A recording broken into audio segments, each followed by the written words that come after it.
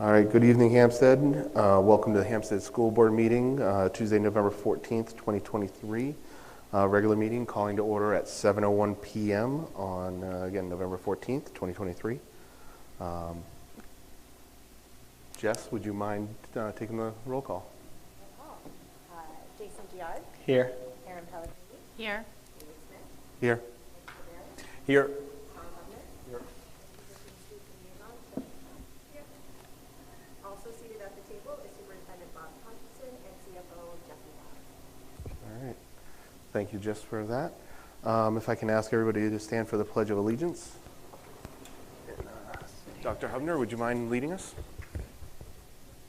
I pledge allegiance to the flag of the United States of America and to the republic for which it stands, one nation, under God, indivisible, with liberty and justice for all. Thank you, everyone. All right, we got a packed house tonight. We will definitely get to you in just a moment, everyone. We're just going to go through a few of our formalities of looking at board members. You have the meeting minutes in front of you from October 24th. You can take a look at that. I'll be looking for a motion to accept and discuss as needed.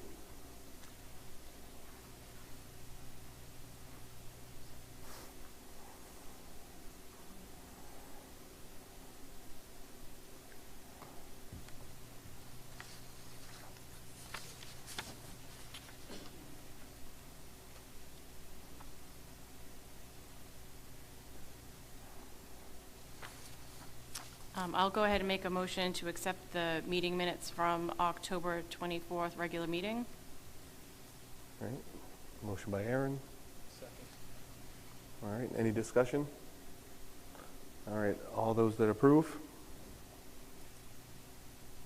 Dr. Hubner? All right. And one absentee. All right. So motion passes 4-0 and 1. And Jess, do we have any public comments? No public comments. Thank you. All right, we're going to move into the school highlights. First with Dr. Cheney. Hi, everybody. I have some highlights and updates from HCS to share with you tonight, as well as some special visitors in the audience that we'll get to in just a few minutes. The first thing I want to make sure I mention is that our enrollment is holding steady at 471 students at this time of the year. We had on September 28th an ESOL in Title I Family Night at the Central School. Our new ESOL teacher, Ms. Nicole Ponte, hosted a family night for students at HCS. We had about a handful of families join us for this inaugural event, and Mrs. Ponte was able to share with parents the resources we have at school. Students had a chance to use our book vending machine, and then they were able to engage in some learning activities with their family. It was definitely a success for our first time, and we look forward to more opportunities. At the Central School right now, clubs have started and are underway. We're currently running 2 clubs for our 3rd and 4th grade students. We have a dance club with Miss Dustin, one of our 4th grade teachers, and a jump rope club with one of our paraprofessionals, Ms. Ray West. The clubs are very popular, but capped at 20 students. And at the end of each of these sessions, the students have a chance to demonstrate what they've learned for their parents.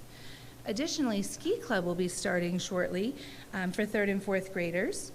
There will be an info night this Thursday at the Central School for anybody interested in learning more. As far as learning goes at HCS, we had a data week the week of October 16th. During that week, grade level teams met to review beginning of the year data. Our schedule this year features a what I need time or a win time, where students across the grade level go to various locations and groups to get what they need based on the data and feedback from their teachers. Literacy win groups began for grades 1 through 4 the week of October 30th, and then grades 3 and 4 started their math win groups either last week or this week. So during this time, kids may work with their classroom teacher, another classroom teacher, a specialist, or a paraprofessional in the building to receive targeted instruction on goals that they have for themselves. Of course, a fan favorite at our building is our Halloween celebration. And so on October 31st, students and staff alike came to school wearing costumes and held a parade throughout the school. This gives the children an opportunity to see each other and celebrate, and it's capped off at the end with a dance by our 4th graders. And it's a lovely, short, but fun-filled assembly. Speaking of assemblies, on Veterans Day, last Thursday, we had an assembly with our 4th graders singing patriotic songs, and we featured a slideshow put together by our tech integrator, Tara McLaughlin, which featured veterans from our school community. So many parents, grandparents, aunts, uncles sent in photos, and we were able to celebrate the veterans in the Hsd Central School community. The last 2 items on my update tonight involve our visitors here. Students in 3rd grade have recently participated in what's called the Global Cardboard Challenge. They watched a video about a project called Kane's Arcade. And that's really a celebration of student creativity and the roles that various communities can play in fostering it. So the week of October 30th, students designed and built arcade games out of cardboard, recycled materials, and their imaginations. And tonight we'll have some 3rd graders speak to that. But before the 3rd graders go, they're also going to speak to another project called the Green Down. And our students in grade 3 are participating in a phenology event. That was a new word to me, phenology, which is basically about the changing of the seasons. So our students have been taking data on our campus about as leaves are changing, as leaves are falling from the trees, as we see seasonal changes. And today they had an opportunity to Zoom with a school in Ireland. So we have a student here tonight that's going to speak to that as well. Are there any questions regarding my board report at this time? No? Okay, thank you. And up next is our student liaison, Shannon Caffell. I have a few sports updates. Football plays Londonderry again for the semifinals on Saturday. That'll be a good one. I hope we crush them again. Pinkerton varsity cheer won their 33rd state title. Girls cross country won the Division I state championship and placed 3rd at New England's this past weekend. American Sign Language students went to UNH to participate in World ASL Day. They were able to talk with and communicate with students at the college level and across high schools in New Hampshire. Student Council headed up to Waterville Valley Ski Resort for leadership training and workshops with other schools. The class of 2026 held the annual Veterans Day breakfast. Student journalists attended the National High School Journalist Convention in Boston. The Pinkerton Players production of Twelfth Night, a Shakespeare comedy, will be premiering in the Stockbridge Theater December 1st through the 3rd. And the Educators Rising Club students hosted a book drive collecting 1,098 books to be donated around the Derry community. That's all I have for tonight. That's great. Thank you for that update, Shannon. Yeah, thank you. Any questions for Shannon Pinkerton? All right, lots of good information. All right, so what we all are looking forward to tonight, up next under current business is with Dr. Cheney and the student presentation. Perfect. So I don't want to take too much of your time because the real stars are here in our audience, but I do want to start by introducing Ms. Carberry and Mrs. Weiscarver to share more about our 3rd grade friends.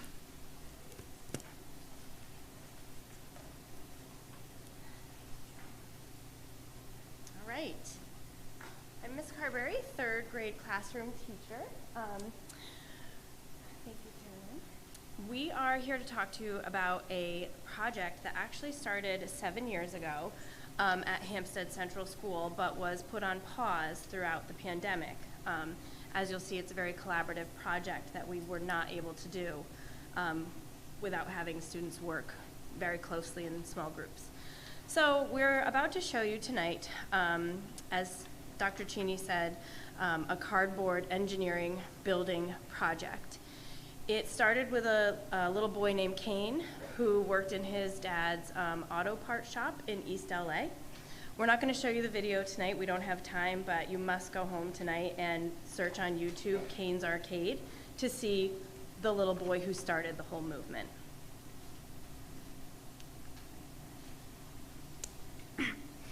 So I brought this to Hsd Central School about 7 years ago, as Michelle said, because I saw it as a great connection to several of the NGSS standards that third grade has.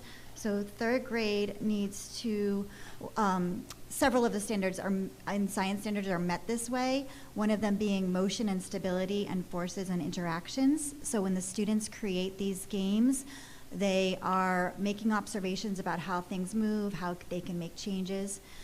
In addition to that, they use the engineering design model. So they designed a problem, and we'll show you some photos of them and their work in just a moment. They looked at multiple solutions to the problem, they tested it, and made revisions as necessary. So when Sarah came to us 7 years ago with this idea that she had seen, third grade was the perfect spot for it because our science curriculum includes a huge unit on force and motion where we are learning about push and pull, we're learning about an object will stay right where it is unless a force is applied to it. So how better to look at a real life application than an arcade? So here's some student work of the whole process. So you can see these photos here. Students are working collaboratively in their small groups to make designs. And here are a few of the designs that they created. So before they could even build anything, they had to talk to each other and come up with one common plan for their entire group. That can be a challenge, but they really, really rose to that occasion. They worked together. There was a lot of communication and a lot of compromise. So these are a few of the plans that they had. They had the materials out in front of them so they could touch and go up and look at the materials ahead of time. And then they needed to choose some and decide how they were going to go about creating it. Once they had their plan in place, it was all about the build. So here's a few pictures of some students building. They had a variety of materials. They had some of the cardboard cutters, safe saws, in addition to lots and lots of tape. And with teacher supervision and help, they were able to use an electric cardboard cutter too. And so here's some more photos of the build. They were very invested in building, and sometimes they needed to get right into those boxes to build. More on the build. And so after a full day of constructing, testing, improving, reconstructing the games, they were ready to be open for play. We switched classrooms across the hall in third grade so that students within one classroom could get to visit another classroom to see and test out all of the games that they didn't see the whole process through. So as you can see, this was a big hit. The kids loved not only playing the games in their own classrooms and seeing the whole process, but then visiting another third grade class across the hall to see how completely different the ideas were over across in a different room. So we call this our day of play, where the students just got to check everything out, learn about fun passes and tickets and prizes. You can see the excitement on the kids' face. It really was like the kids were in a real arcade for that day. You would never even guess that these were made of cardboard. The enthusiasm and the like, oh, that you heard, you know, when they missed their shot was just genuine excitement, as you would see in a regular arcade. they also loved seeing each other's and seeing how with the same materials, because every classroom had the same materials, there was so much variety in what they built. So that was a really special part of the day as well. And if we have any Price is Right fans, that's a Plinko game right there on the left. And a lot of the kids actually even took the arcade to the next level by creating prizes and being very excited to gift the visitors with prizes for playing their games. They earned a lot of tickets that day. So we have a few student volunteers who've come to showcase two of the games. One is from Mrs. Cipriano's class, and one is from Ms. Carberry's class. So if the students would like to come up now for the cardboard arcade. Yep.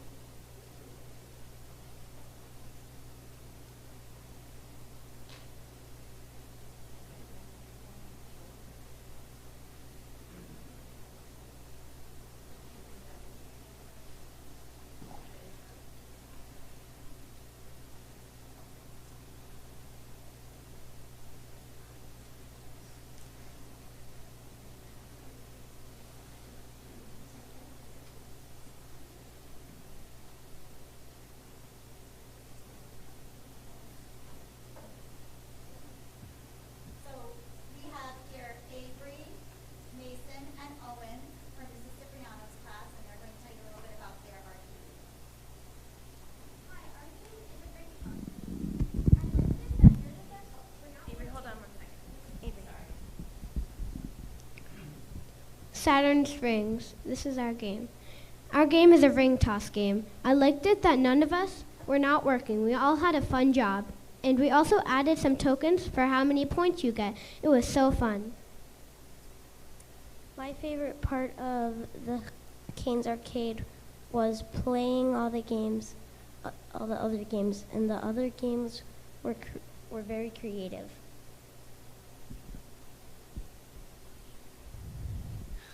My favorite part of our game was getting our group to build Saturn's rings.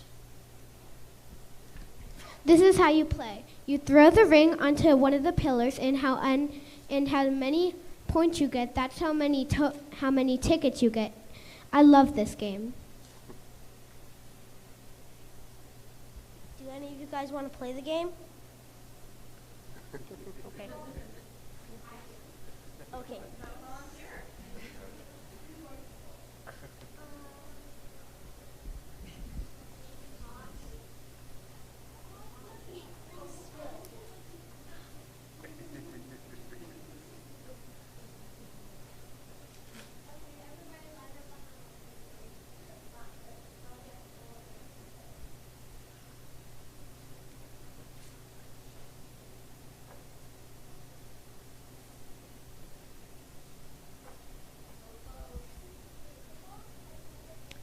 So as they're playing, everything that you see was completely designed by the students. Those rings are actually paper straws. Nice job, Avery. So they did all of it themselves.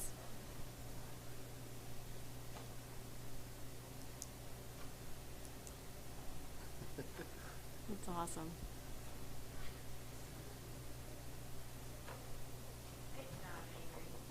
Just like me at the carnival.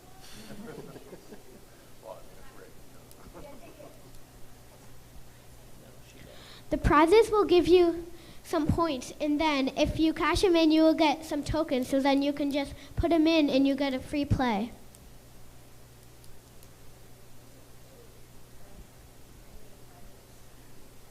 So they made some origami prizes here. So Avery just won one. Nicely done.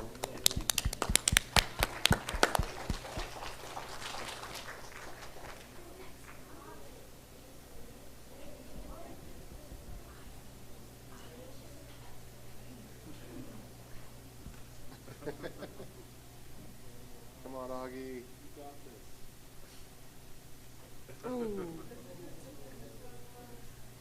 Yay!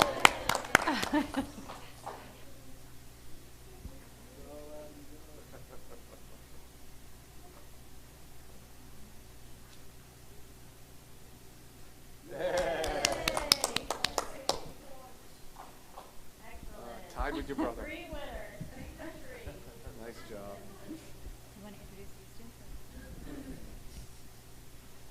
That's so cute.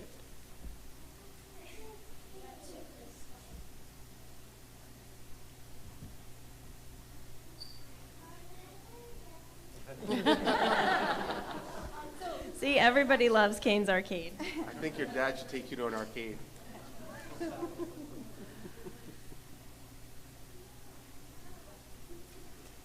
I like how they even attached it.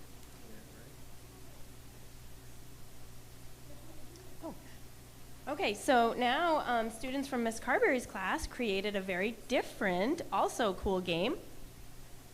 This game is called hand hockey.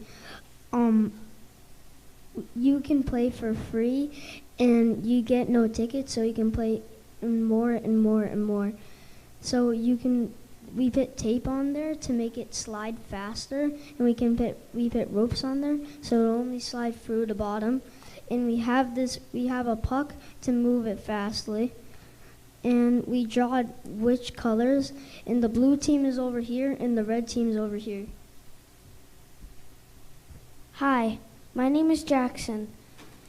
My favorite part about Kane's Arcade was building the game. My name is Eva, and my favorite part was planning the game. And our other teammate, Kaylin's part was working with the team. Yeah.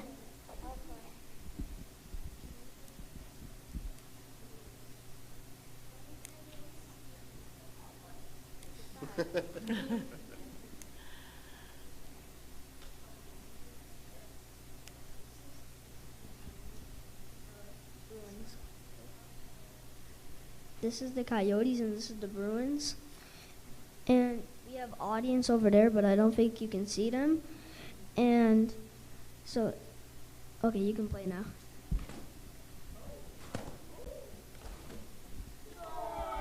It's 1-0.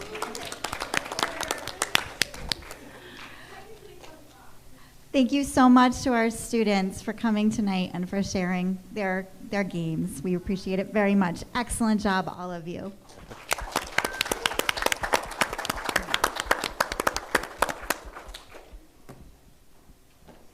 We have one more student presentation today. We have Avery DaCosta coming up, and she's going to speak to you about the green down, which is the process that we've been talking about of the third graders studying the changes of the leaves and the life cycle of the trees.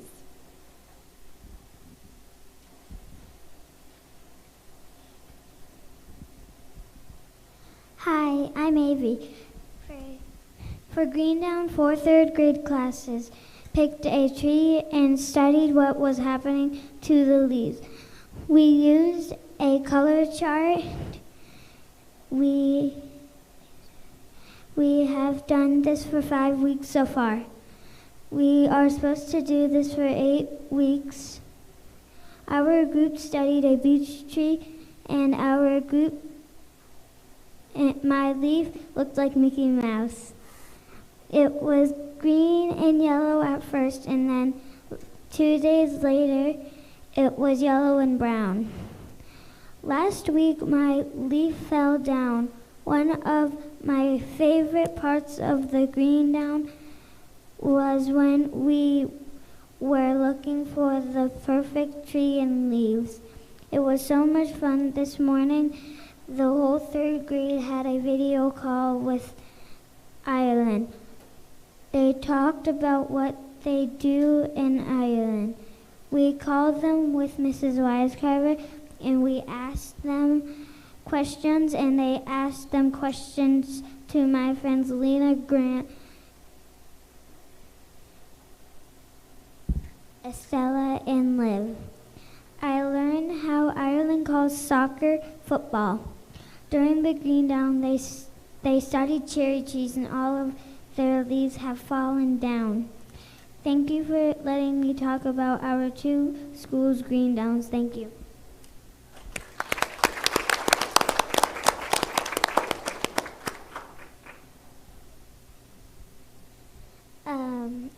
I'm gonna come up and show you leaves and the color chart and my group's chart of studies.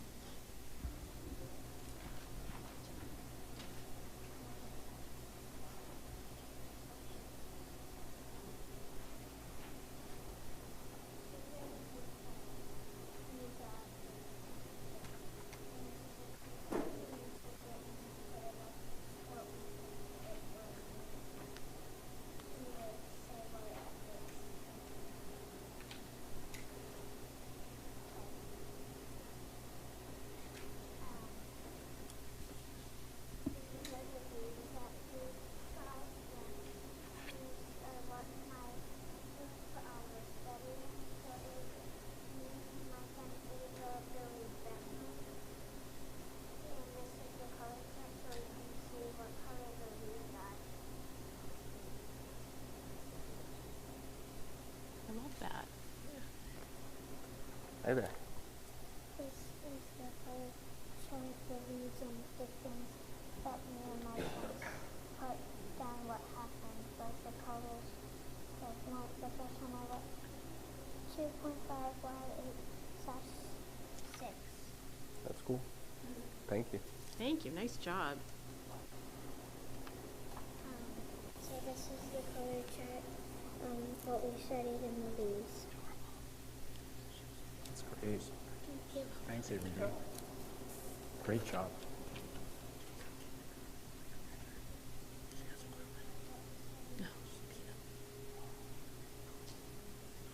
I don't think I would be able to do that as a little, like that young. Like, go in front of people. I'd be like, it's awesome. Yeah.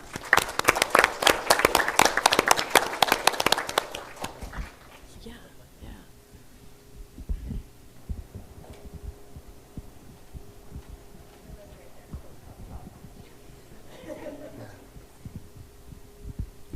Thank you then to the students and families who are able to join us this evening and share the exciting work that your students are doing, being engineers and scientists. So thank you all for being here tonight. Thank you, everybody. Does the board have any questions?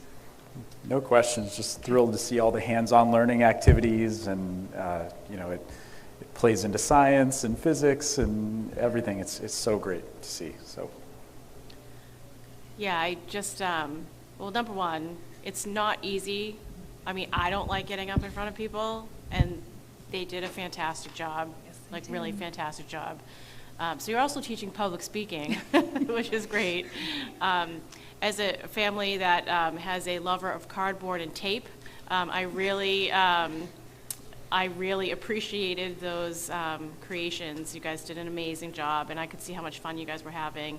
And I loved the leaf project. And you did a really great job showing us all, the different colors and how you guys did your experiments. I really appreciate it.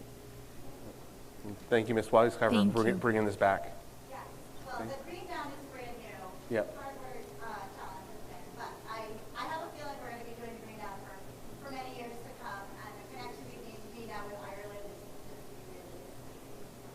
That's great. Thank you, kids. And then we'll a couple seconds here, a couple minutes for you guys to leave. I'm sure you don't want to listen to the rest of this boring adult stuff. go to bed. Brush your teeth.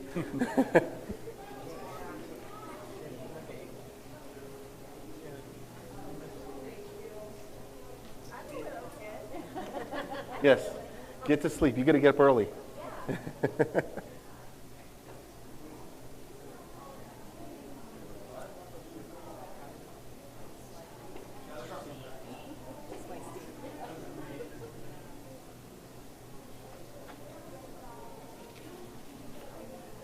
All right.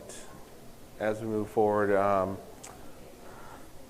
our next agenda item is for Mr. Thompson to bring forth a donation from the Hsd Mothers Club.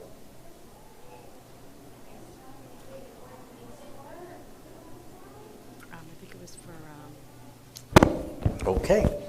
All right. Yeah, this evening we have a donation from the Hsd Mothers Club for $600 to support the Nature's Classroom student scholarships.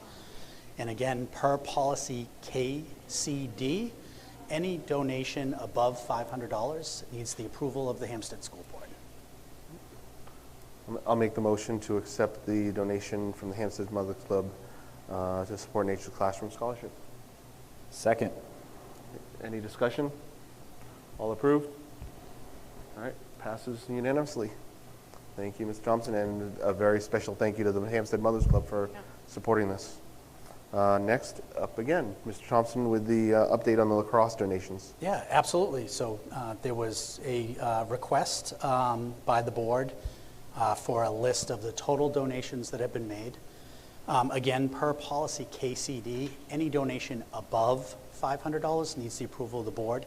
Anything $500 and under requires the approval of the superintendent. And so I've compiled a list of the total donations that we've received as of today. That as of today is important because there are other community organizations that have indicated that they'd be donating. But as of today, we have received from the Hsd Mothers Club $3,500.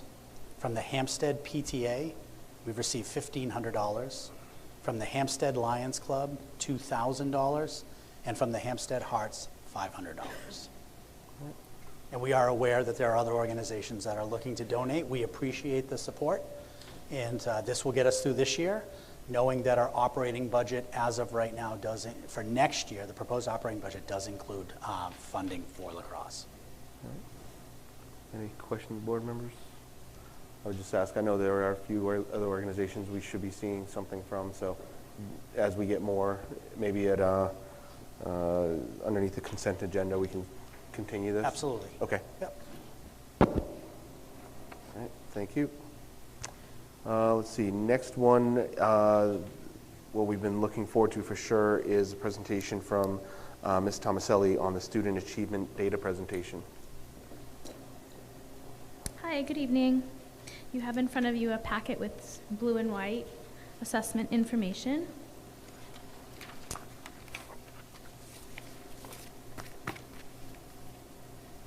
Okay, so we'll start out with why do we assess our students?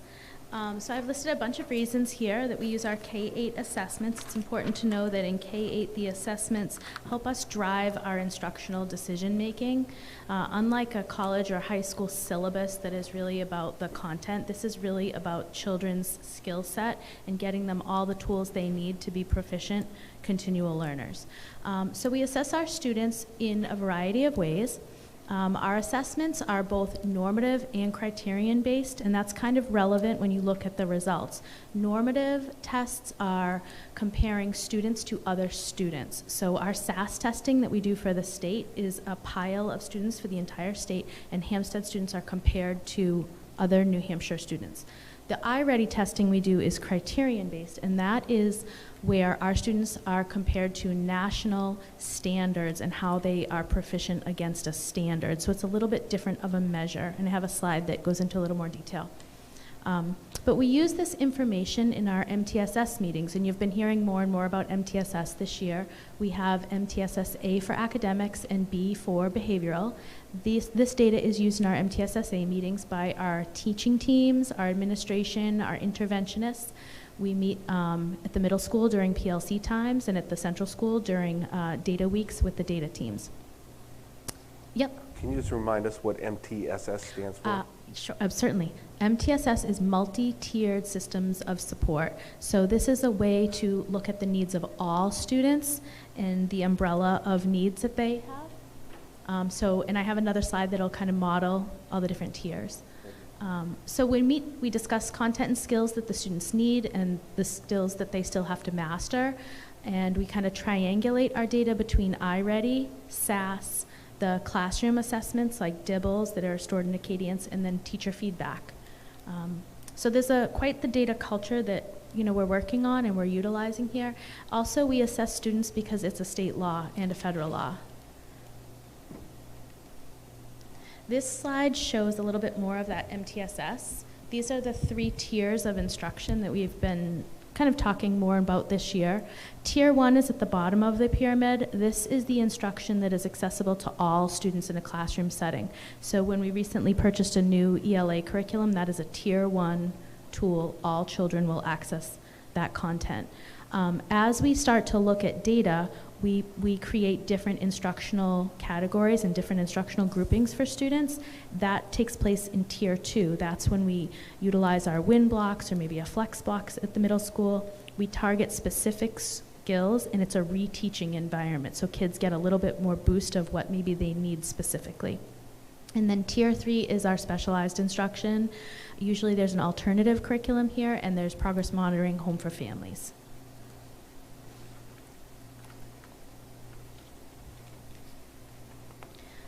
So let's talk about SAS for a minute. SAS is our New Hampshire state assessment system. We test once a year for SAS all students in grades 3 through 8 in English language arts and math. And then in grades 5 and 8, we test for science. This is a spring summative testing, so it tests and compares us to all other kids in New Hampshire in just grades 3 through 8 in these 3 topic areas.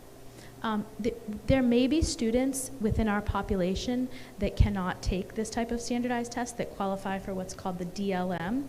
These are our special ed students that maybe have verbal accommodations necessary and other testing requirements. And then additionally, the state asks us to participate in NAEP testing. That's every other year, and of course we were selected again this year. So last year we were not, it didn't happen. The year before we were selected. Hampstead has a long history of being selected. I think we have probably the perfect size community. So this year our 4th and 8th graders will take that test in February. The unfortunate part about NAEP is that the results are compiled nationally and also statewide, but we do not get the town-specific results.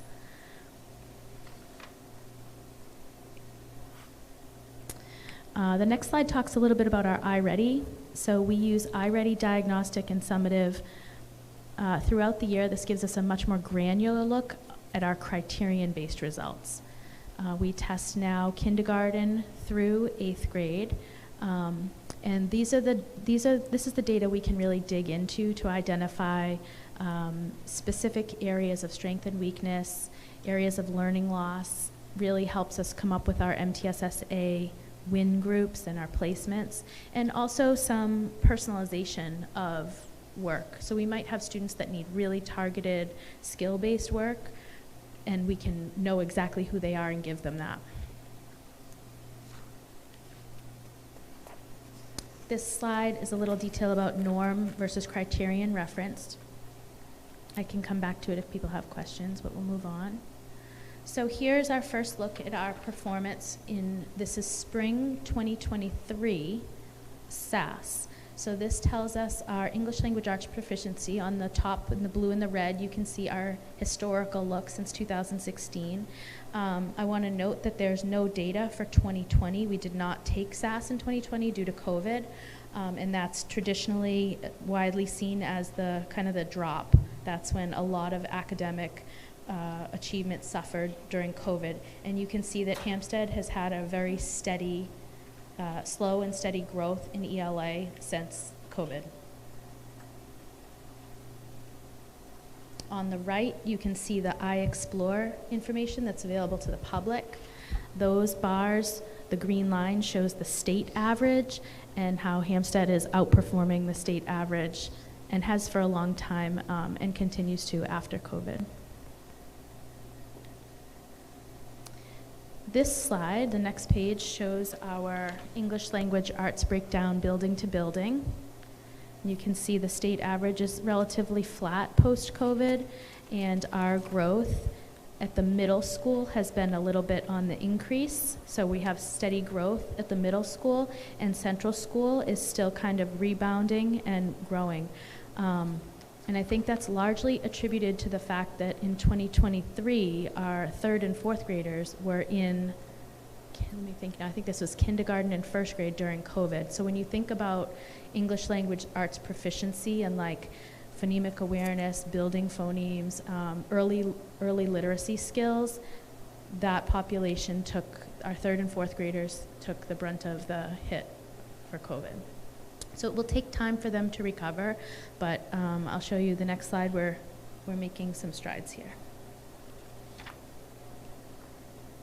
So this is our SAS breakdown on slide 7 of grade by grade, and you can see that our above proficiency percentages, they do tend to increase as the children get older and older. The recovery is more expeditious as they are older. The red shows students that are still below proficiency, and we have work to do and are aware of those populations and what they need and are working to intervene. But this shows that we are making great gains towards proficiency. Okay, so this next slide is our iReady year over year, grade by grade breakdown, and this is fall to fall. So It's very tempting to look at this in grade level terms, but I wanted to draw your attention, and I'm going to put some layers on this. So you really want to look at, let's say the red box on the right is our third graders, and then if you look to the left, that's the same group of kids when they were in second grade. So you really want to be mindful and compare apples to apples. You want to look at the same cohort of children year to year. And you can see that when they were in second grade, we had about 35% above proficiency, and now in third grade, we have almost 60% above grade proficiency in third grade. So that particular cohort had tremendous growth. If we follow the current fourth graders, and I would encourage you to work backwards, start with the orange block on the right. Those are our current fourth graders and where they were in third grade. And you can see that they have had some losses. And I think a lot of those skills, when we look at the individual performance, we have some issues with decoding, and we have some remediation work that needs to happen. The test does progress relatively quickly, and if they don't keep pace, it shows. And then here's our current fifth grade, and where they were in fourth and where they were in third. And then let's look at this is our sixth grade, so the purple is where they were in fourth, where they were in fifth, and let's go to the next slide and look at where they are in sixth, and that's a little hard of a transition. And then here is our seventh grade, and this is all reading, and our current eighth graders. The last two columns on the right are classes that have been promoted and are now at Pinkerton. When you compare all of our district results, on the right here you can see that we have 755 students, and Hampstead is, I would say, outperforming significantly by several percentage points the national norms pre-COVID, and certainly the national norms to date this year. So this is a criterion-based measure. How are we doing relative to the rest of the country with reading proficiency? Oops, wait a minute, I got ahead. Oh, that went so many slides ahead, hold on. Okay, so this is more, all right, so here's where we left off, sorry, that advanced. So that's reading. And then this is really where the teams start their digging in. You can see grade by grade level reports that detail all the criterion, and then we also look at anecdotal classroom evidence as well. Does anyone have questions about reading, or do you want to continue on to math? I think because we're going to see a lot more data, I think it's worth asking some questions if anybody has any right now on reading specific. I know I've got a few, but board members? Yeah, I got a quick question. With the downturn almost, or the struggles with our fourth graders, what do we have for action plans in place between now and the end of the school year before they come to middle school to help get them caught up? Mm-hmm. So with MTSS, in fourth grade in particular, the way that HCS schedule, it allows for a literacy win block and a math win block. So our data teams have met within about 3 weeks ago, mid-October we met, and looked at every single child in every grade level. And the teachers came up with grade level trends of what's needed. And each child is placed for a 6 to 8 week chunk of time in an intervention specific to their need. So we have a reteaching experience that's with a person doing a specific skill. We also have access to MyPath and Lexia, which are personalized software programs that help us fill in skill deficiencies. And those are specific to every child. And they can do that at school, and they can also do it at home on their Chromebooks. Do we have a way to measure if they're making progress or not by using the WIN classes? So the WIN classes, some of them do have progress monitoring being offered, and those teachers will be able to report back out to the homeroom teacher how that progress is going, as well as the data team. So yes. Okay, thank you. Mm-hmm. So, a few questions. I'll start with, so if we go to slide 5, do you mind?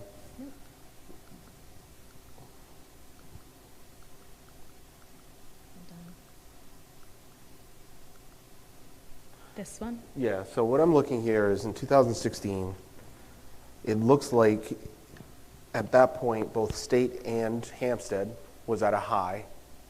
And then since that point, they've been trending down for the most part. Yeah, right? 2016 is a high in the state of New Hampshire. It was one of the highest scoring years in the history of testing. Okay. So, and I see we're starting to trend up. I mean, it's taken a little time to get back to, we were at, about 80%, 81%. We were at a low of 61% 2021. We're up, we're ticking up. So it's a good trend. Yes. It'd be great to go faster, of course. But can you speak to why it is that, the state has been going down since then? What has changed in either the scoring or the implementation of standards? Or do we have anything from the Department of Education to help support what we're doing, but also why is this trend? That's a really excellent question, David. There's a lot of evidence now from states that adopted the science of reading 10 years ago that show the incredible performance gains with the science of reading. And there's an article out called it's known as the Mississippi Miracle. It's a research article where 10 years ago, the federal government kind of went into Mississippi because they were relatively underperforming for the whole country, and said everyone's doing science of reading. So science of reading, we've talked a little bit about it in previous presentations, but we can offer you a lot more insight if you're interested, is an approach to teaching reading that considers many different strands of instruction, because readers are built in a variety of ways. And it's very different than what's been practiced all over the state for the past 10 years here.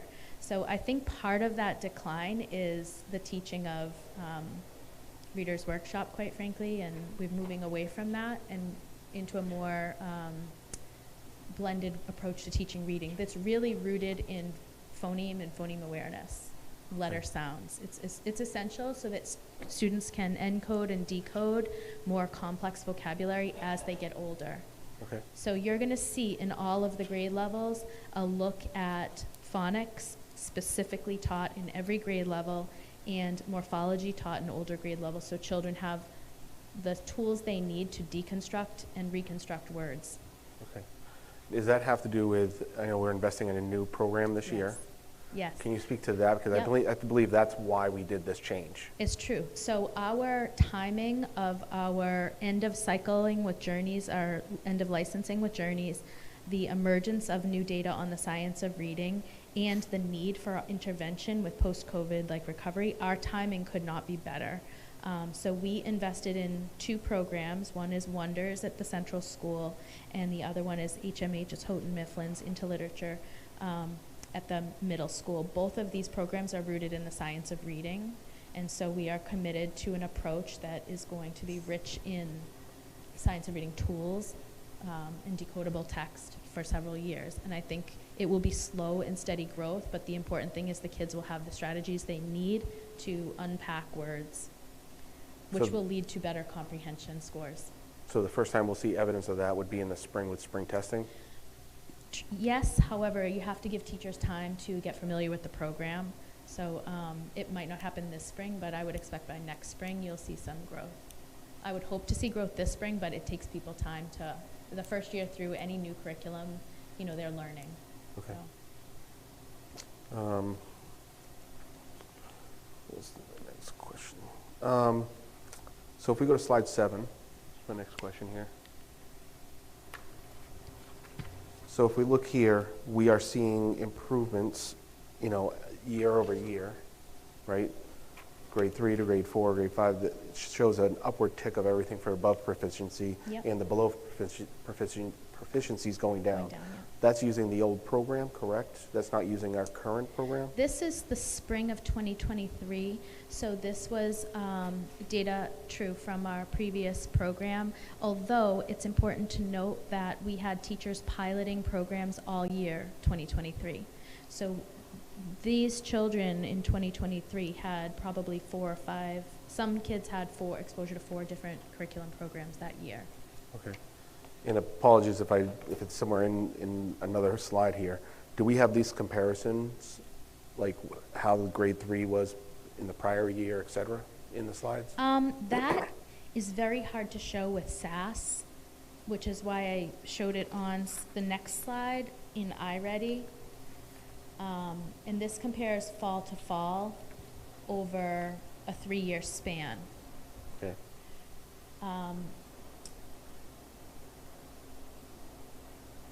Does that Yeah, answer your no, it question? does. And I guess that's where I was going to go next is, Yeah. some of these look good that they're trending in the way. When you see, 3rd grade last year to 4th grade to 5th grade, some of these didn't show that increase. Yeah. So what are we doing there?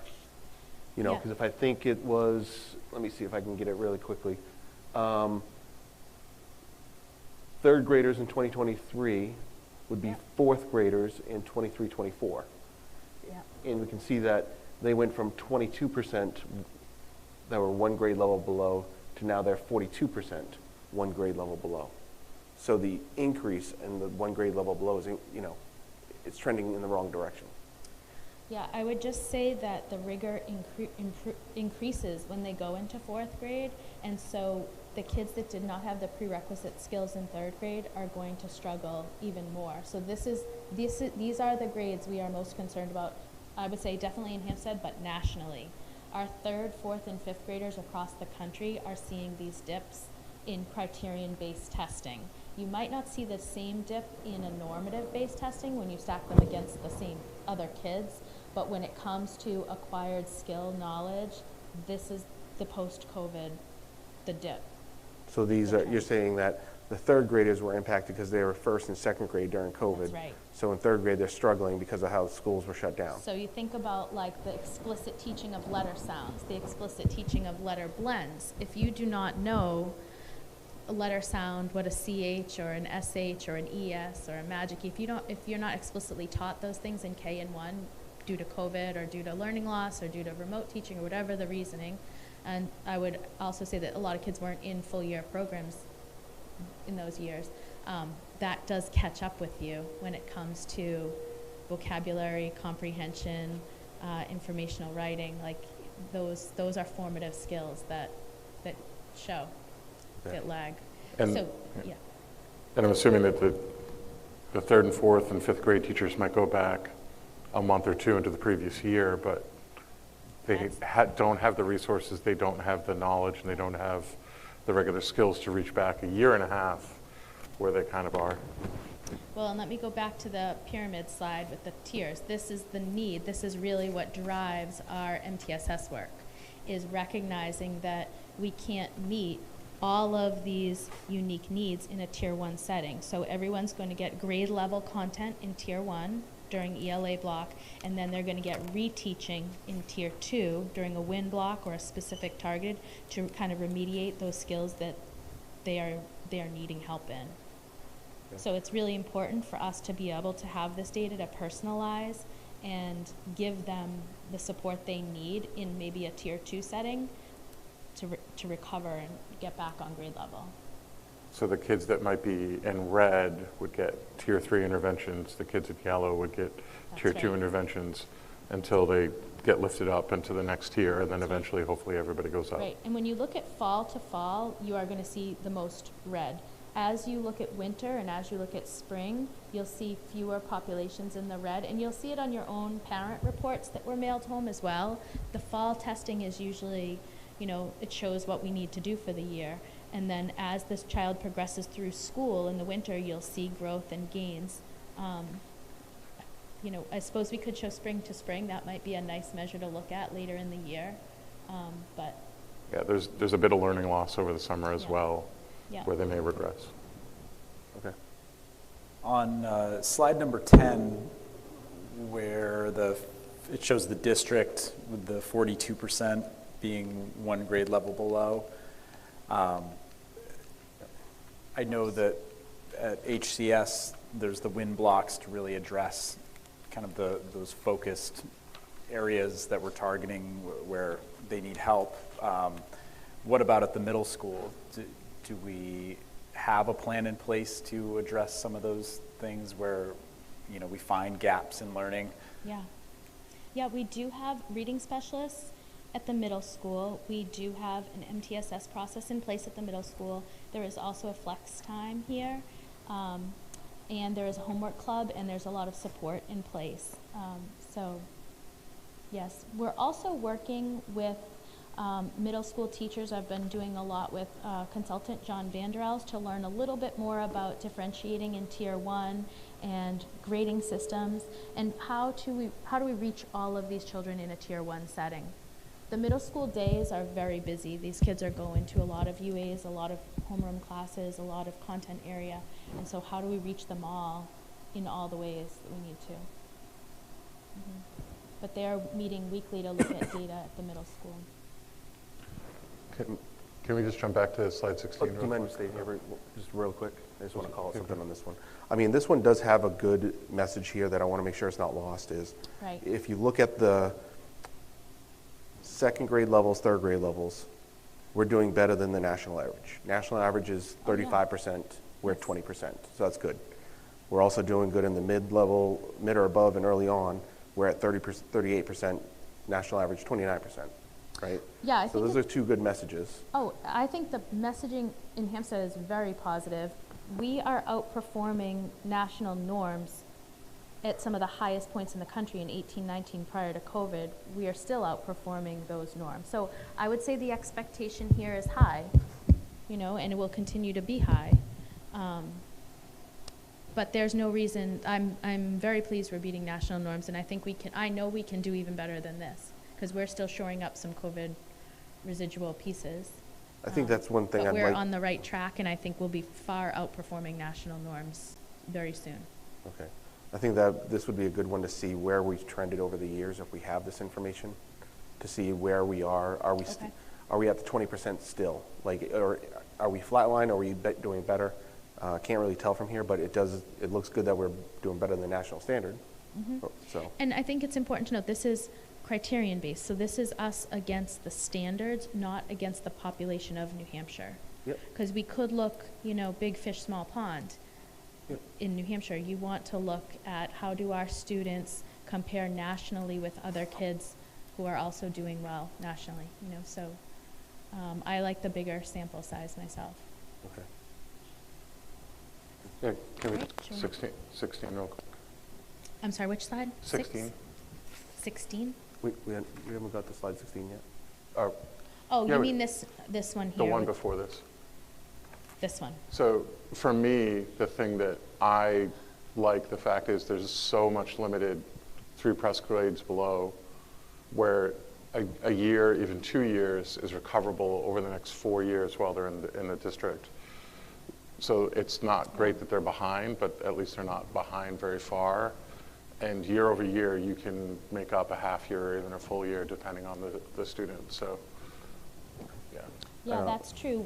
We're looking for a year's growth in a year's time, but with the right tools and the right systems, and I think MTSS is that right system and the right data culture, you can certainly make more than a year's growth in a year's time with many children. So I think we're on the right track, and what's really, I think, important to just remember is that these are just data points. This is, a Tuesday afternoon in early September, and we don't want to, this is why we triangulate. We look at fall, we look at winter, we look at spring, we look at teacher anecdotal pieces, we look at how the children are doing. Are they participating in activities? Are they enrolled in programs? Do they play sports? Are they well-rounded?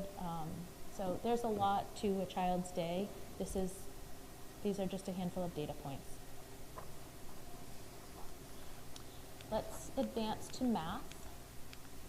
I know we have a lot to cover. So here's a historical look at math in Hampstead versus the state. And you can see that math scores are, I would say, very steadily increasing in Hampstead post-COVID. You see very nice incremental gains. If we look at the bar chart on the right, you can see that our schools have recovered nicely in outperforming the state. We had a pretty low dip in math at the middle school in 2021, and you can see how much recovery has happened between 21 and 22. on the right at the middle school. This slide shows, on the left, you'll see Central School's math proficiency, which far outperforms the state average. And on the right, you can see the middle school's performance. Again, you can see kind of the drop-off in 2021. We did have a very low participation rate in 2021, and that hurts us. Anytime less than 95% of our students participate, all those above count as zeros. So every zero is, you see that in the 2021 results. Can you say that one more time?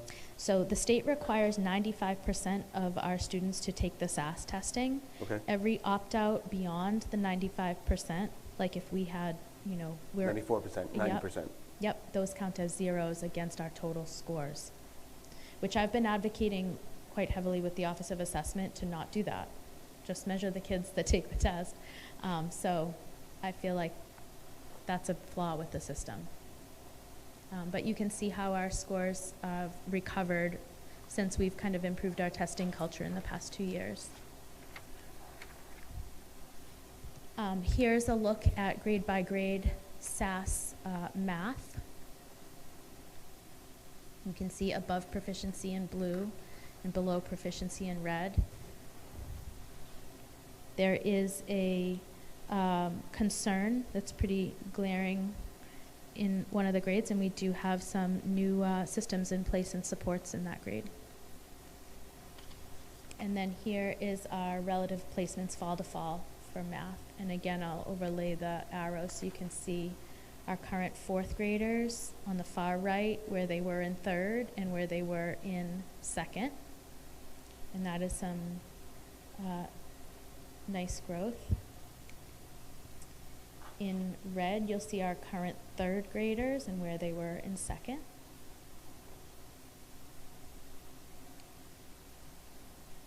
These are our current fifth graders. You can kind of follow them back to fourth and third. And then again, this is our sixth grade. And one more slide is, on the next slide, you'll see this current sixth grade scores. And those should animate in, but they're already there. And then in the reddish color, you can see our seventh graders, and the teal color is our eighth graders. So again, these are fall to fall. We typically do see a lot of red in the fall. As the year goes on and students participate in WIN groups and interventions and alternative instruction, we like to see those reds kind of go away, and we have more yellows and more greens. So just to make sure I'm grounding myself, this measurement of fall is just saying where they expect them to be at the end of the year or at that point in the year for that grade? At that point in the year for the upcoming grade, yes. Okay.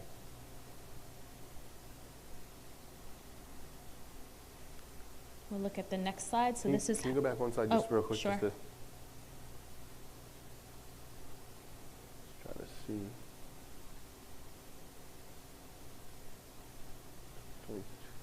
All right, thank you. Okay.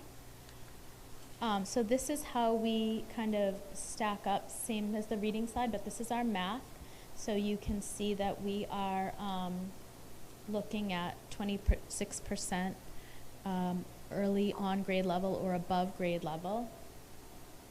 National norms prior to COVID were 27%. And current year to date in 23-24 is only 17%. So I feel really good about our math recovery here. I feel like we are very much competing with norms prior to COVID. And I know that we still are, working out some of our instructional techniques in math. We're doing a lot more performance tasks. We've come up with some creative labs to help children learn how to apply some of these skills they're learning. So I think our performance in math will continue to really do well. And then this is the breakdown of math. They call them domains. You can see the different areas we need to work in. And this is what our PLC teams really dive into. In our math team, I have to give them a lot of credit. The math team at the middle school spends a lot of time talking about math instructional practices and how they can improve things, and they have really made some incredible growth. This is the central school domains. You can see numbers and operations, algebraic thinking, geometry, measurement, and data.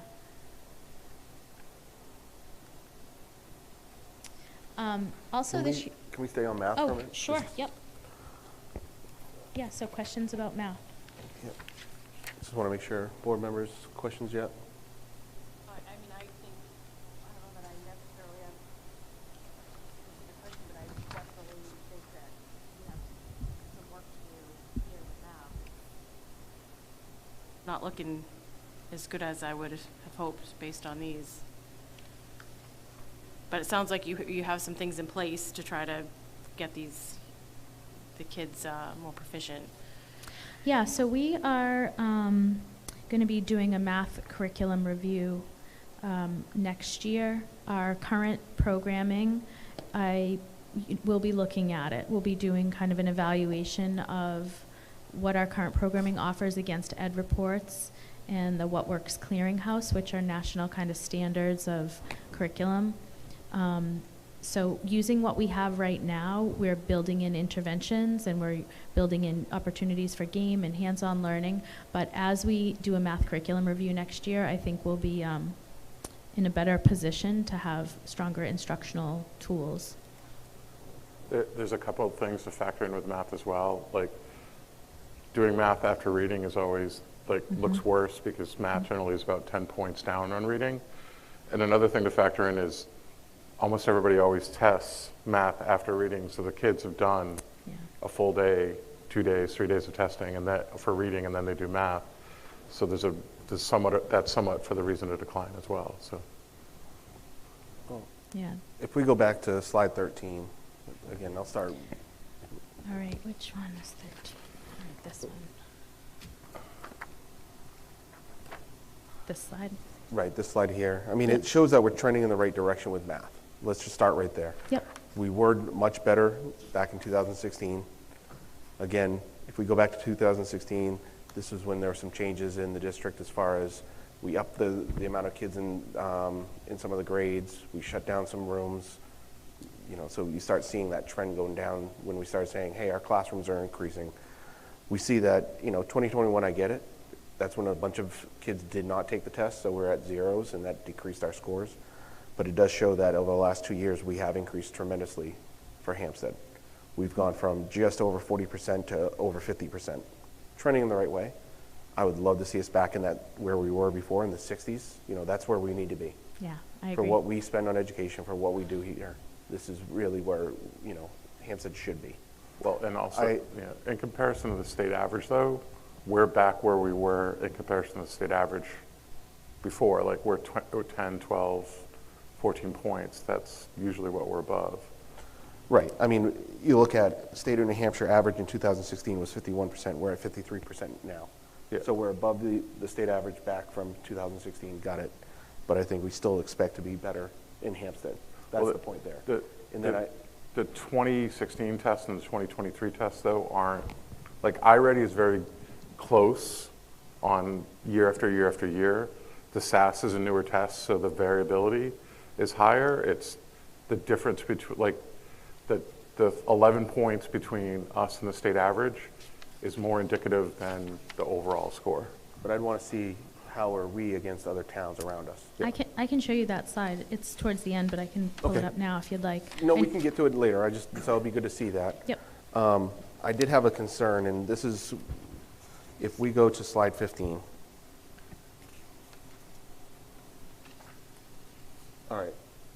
It looks like we're doing really well with our grade 3 through 6, right? I'll say really well, for the most part, not grade 5. But what I'm concerned about is our grade 7 and grade 8. Mm-hmm.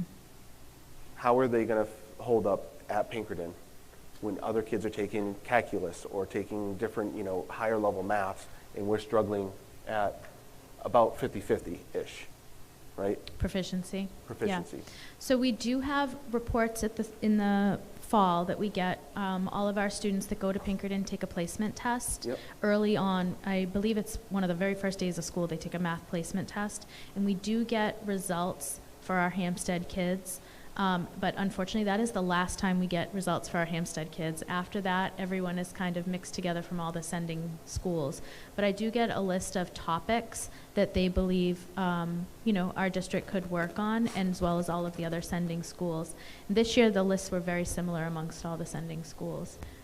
So we relay that information back to the math department, and we make sure that we enhance those areas when we do our summer curriculum review, or when we do PLC meetings. We discuss specifically how are we going to work in additional learning opportunities in these specific areas. Okay. But it is hard to track the Hampstead children after they leave, us. They don't report back on, unfortunately, each town's population. Good. We'll be talking about Pinkerton in a little bit, so I appreciate that input, because when I give a report out of the winter meeting with Pinkerton, it's part of the subject there, so I appreciate that. Can you tell what the report we get from Pinkerton, does it tell us how we compare to the others? Does it say anything about comparison to the other towns in their feedback? I don't have that information with me tonight, but I can share it with you. And they really try not to rank us or anything like that. They stick with just the topics on the test and how proficient our students are in each domain of the test. Do they do proficient, not only how are we, but how do we compare against other district or the other towns in the Pinkerton school system? I don't see the other towns' results, no. Okay. I think if we can ask them that, I think that'd be good to see. I probably could. Okay. I don't know if anybody else is interested in that, but I think it'd be good to see how we do. Would you like me to advance to the other side? No, we can go into science and then Okay. see at the end how our Okay. district versus others. Thank you. Yep. So let's go look at science. Oops. So science proficiency, here is I don't have historical data on this from SAS, but in iExplore they just released the state results. So the state is 37% proficient in science. Hampstead's at 42%. I think, science is a very difficult measure. I think the way that we like to teach science is hands-on. It's very hard to quantify that in a standardized testing environment. They do use a lot of simulations where students adjust variables, run the test, adjust variables, run the test again. So as we're doing our science curriculum review this year, we're incorporating a simulation into every single unit. So children will have an opportunity to model in a graphic computer setting whatever it is that they've done as a lab and what they've read about. I think that will yield us really great results. We're using a tool called Open Science Ed, and that's kind of an innovative approach to teaching science in kind of a blended way. It's really important to me that we don't lose sight of the hands-on learning opportunities, even though that might not translate well to a standardized test. So here's the proficiency among peer districts on slide 21. And you can see I overlaid a black line for the state average for 2023. So the state average is 42 percentage points proficiency. And you can see these are all towns within our South Central and sending schools. I did look for Chester, and for some reason Chester didn't have the last 2 years worth of data, so I eliminated that column, but you can see Auburn, Candia, Derry, Hampstead, Hooksett.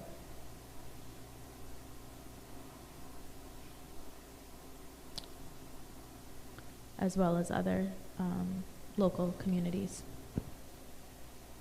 So if we look at Hampstead's green bar, we really want to compare like the green bars. And I did a look back for the past 4 years. You can kind of see how we stack up to other surrounding communities. And then I made a similar comparison on the next slide in ELA, but I did not look back 4 years. I just kind of looked at this past spring. And you can see how we are ranking pretty high in ELA proficiency amongst our peer districts. All right. So just a summary of this, just to say it out loud. So if we look at math, pretty much all towns to the right of Hooksett, except for Wyndham, our math proficiency is better. You're That's doing right. better than those towns That's right. in the current 2023 year. That's right, with the exception of Wyndham and Hooksett, and we are probably 1 percentage point behind Candia, I would say, and Right. a few points behind Auburn. I believe Auburn's sample size is very small compared to ours. But yeah, we're competing mathematically, and I think our trajectory for math is going to be better and better. Now I know there's a lot of peers in education, and it's a small world for, especially the administration. When we look at someone like Hooksett and Wyndham, do we look to reach out, like maybe probably other districts do? What are they doing differently than what we're doing? Yeah, we do talk all the time about the programming they use, the training they use. Right now our teachers are attending a lot of OGAP training. It's a methodology for teaching math, much like we do letters for the science of reading for English. And Hooksett has been doing that for quite a while. Wyndham is very committed to very low staffing to student ratios in their RTI programs. So I feel like that's a tough comparison to make for us. I don't know that we're going to get to very, very tiny class sizes. Do you know what their class size average is in Wyndham? I mean, I know it's online, we can find that, but Yeah, I don't know offhand. Okay. I've heard the same thing about, Oops, oh no, I just hit all these. Yeah, when I say the smaller class sizes, they've been doing an RTI program that's more like an MTSS program for years. Right. So those children are placed in very small instructional groups based on very targeted skills, but have been for years. So I think we will reap the benefits of our MTSS programming that we're establishing now over the next, it'll take 3, 4, 5 years to get established, and we'll reap those benefits for a long time. right. And I know that's why we brought in some really amazing staff, Mhm. both teachers and administration from some of the schools like Bedford, Hollis, and others, Yeah. to bring some of what they've done and works there to here. So we are seeing some of the benefits. So that's appreciative for sure. If we look at next on the ELA, so here, compared to against all the other districts, it looks like pretty much, I'm going to say, we would say we're almost in second place, third place here out of all the towns for ELA, which is great to see. Still got a lot of work, but it looks like a lot of the districts have a lot of work if we compare ourselves to them. So I don't know if anybody's looking at any differently or any input to that. Yeah, I think we're competing nicely in the ELA. It's going to be very interesting this year. Writing is going to be separated. So our ELA scores in the spring, we probably will not get those writing scores for a long time. They are going to be hand scored, and they're testing writing earlier. And then the following years, they'll be using an AI scoring methodology. So we're all kind of learning how this works. I'm hoping we have reading scores by spring, but they will probably be separating out reading from writing for us, whereas this is combined. Okay. Yeah. It's unfortunate we don't have, I'm going to say for the math, I remember looking at this, actually, we looked at this one, when was this? What does the purple represent? You got the blue, I don't know if this is. On slide 21? On slide 21. Mm-hmm. See where. I'm sorry, I couldn't get the legend to change. It's kept it in red, and it was just overwhelming red. I couldn't. So I made the little bars purple, but that really represents 2021. Okay. So I think that just seeing where most school districts were in 2021, Mm-hmm. we've done quite the job to recover from there. All right.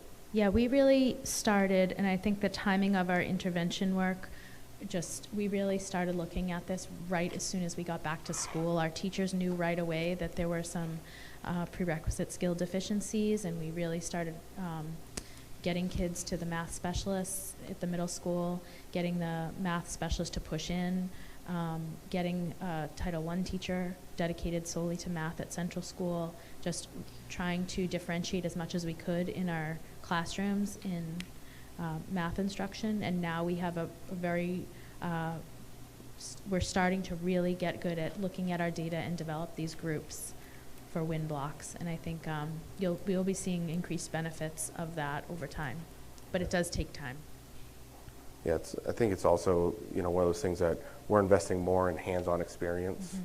So hoping that also pushes here, but also other benefits you get from the hands-on experience, like the kids here tonight. That's right. Where, that collaboration, the communication, public speaking, that's not graded.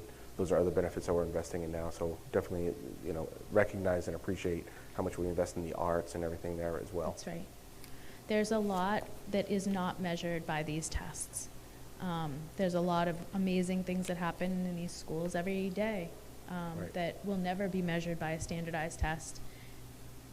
And so it's important to keep a healthy lens on the data, and certainly we're watching it, and instructionally we're trying to hone our instruction in those areas of need, but that's not to lose sight of all of the amazing arts, theaters, music, sports, social and emotional wellness, our very amazing lunch program. All of these things benefit the whole child. So I just try to keep a healthy perspective about data, knowing that these are data points, we triangulate them, we work to make continuous improvements. Right. Board members? No, I mean, I also just, as a note, some kids just don't test well. I mean, I live with one. Yeah. It's, all these things can be done, but as soon as there's a test, That's right. it's different, so. Yep, we're always looking to have multiple reporting systems. So parents were given in assessment results at recent conferences, or they were mailed if they didn't attend a conference. The middle school, they mailed all of them. But we have multiple systems for reporting, and this is why. The standardized test doesn't always tell the whole picture, and certainly we have children that don't always perform well under these kinds of environments. So showing what you know in a variety of ways is really what we're looking for. Any other questions? Thank you. Thank you. Thanks so much. Actually, I'm staying. All right. Sticking with you, Ms. Tomaselli. Yep, I'm on staying right the here. NASDAQ enrollment projections. Joe is going to project our recent NASDAQ results. So NASDAQ is a consortium we belong to that helps us with projections for student enrollment. We give them our current population, and then they, do you mind zooming in?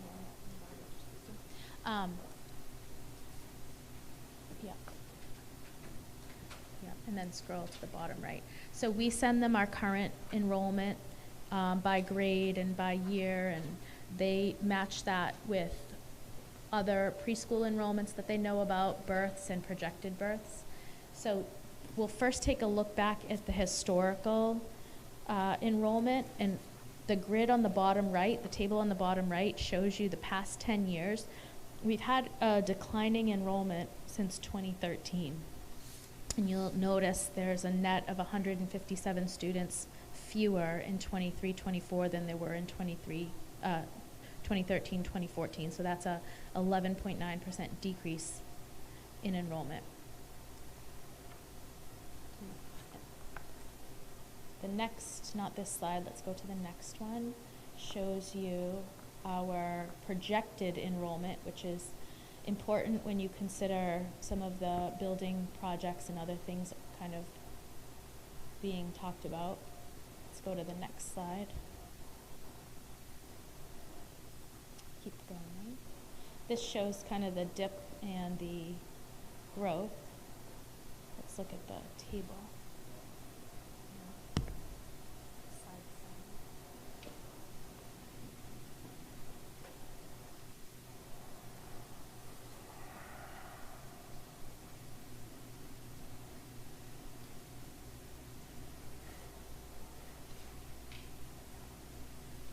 Sorry, we just need a second to get to the right slide. This one, and we'll zoom in on it, shows our projected growth, or our projected enrollment for the next 10 years.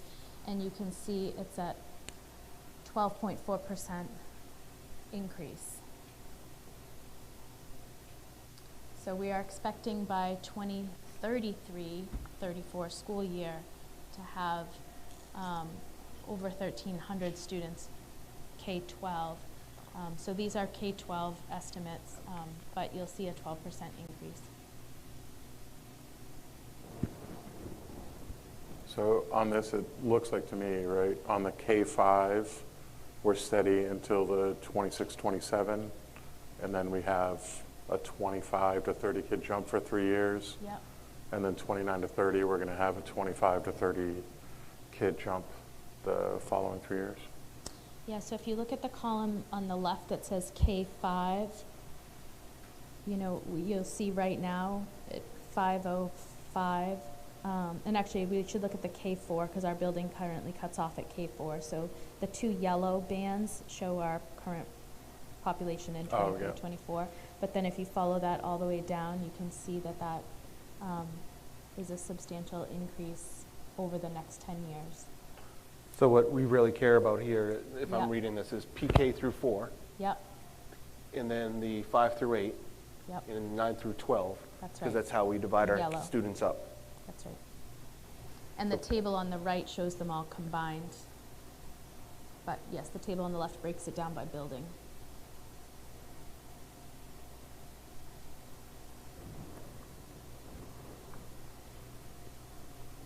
How many classrooms do we have currently in the central school, roughly? That's a tough one. Do you know how many classrooms? Or how many teachers? I need to, 23? 23 classrooms and 2 preschools, 25 total rooms.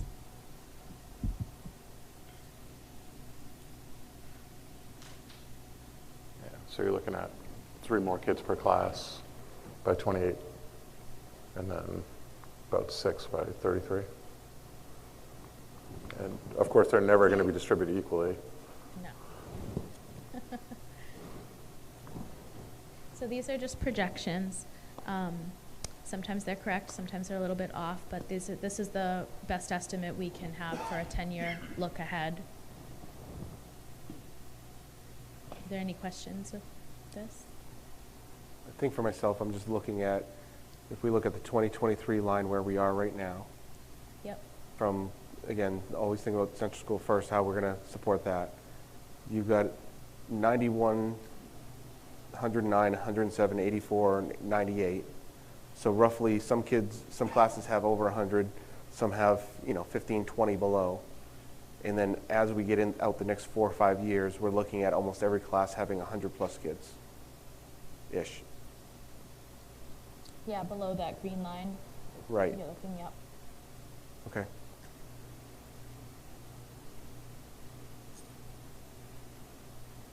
And I don't know, Mr. Thompson, if you've looked at this, as far as if we go back 4 years or 5 years, what NSDEC said we would be at right now, how accurate they are. Have you been able to take a look at that yet? No, I have not looked at previous NSDEC reports, and I certainly can do that. We did have a comprehensive facility study done last year by the New Hampshire School Administrators Association, and that was a real deep dive into some of the data that NSDEC uses, but additional data. And I did review that report in preparation for this evening, and those enrollment projections are consistent with what NSDEC is reporting. And as Mrs. Tomaselli indicated, they are fairly reliable for the future year or years, but the further you go down the path, so 10 years out, that's really like looking into a crystal ball. And then the other piece that the board should consider is these are numbers. This does not articulate need. And what we are seeing is an increased need with the population of students that we have, in addition to increased growth. So you have to consider that the needs of our students have increased significantly over the last few years, even before COVID, and that compounds the increase in enrollment that we're seeing as well. Is that something you can bring to the board, look year over year when you say needs?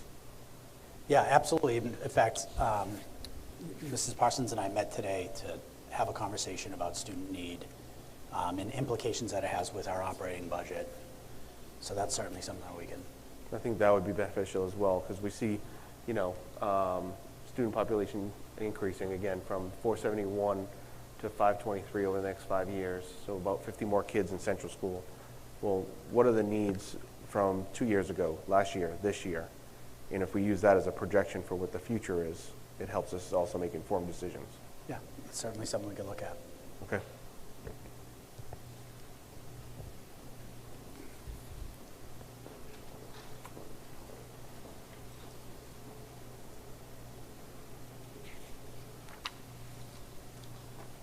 All right. Any questions on NASDAQ reporting from anyone?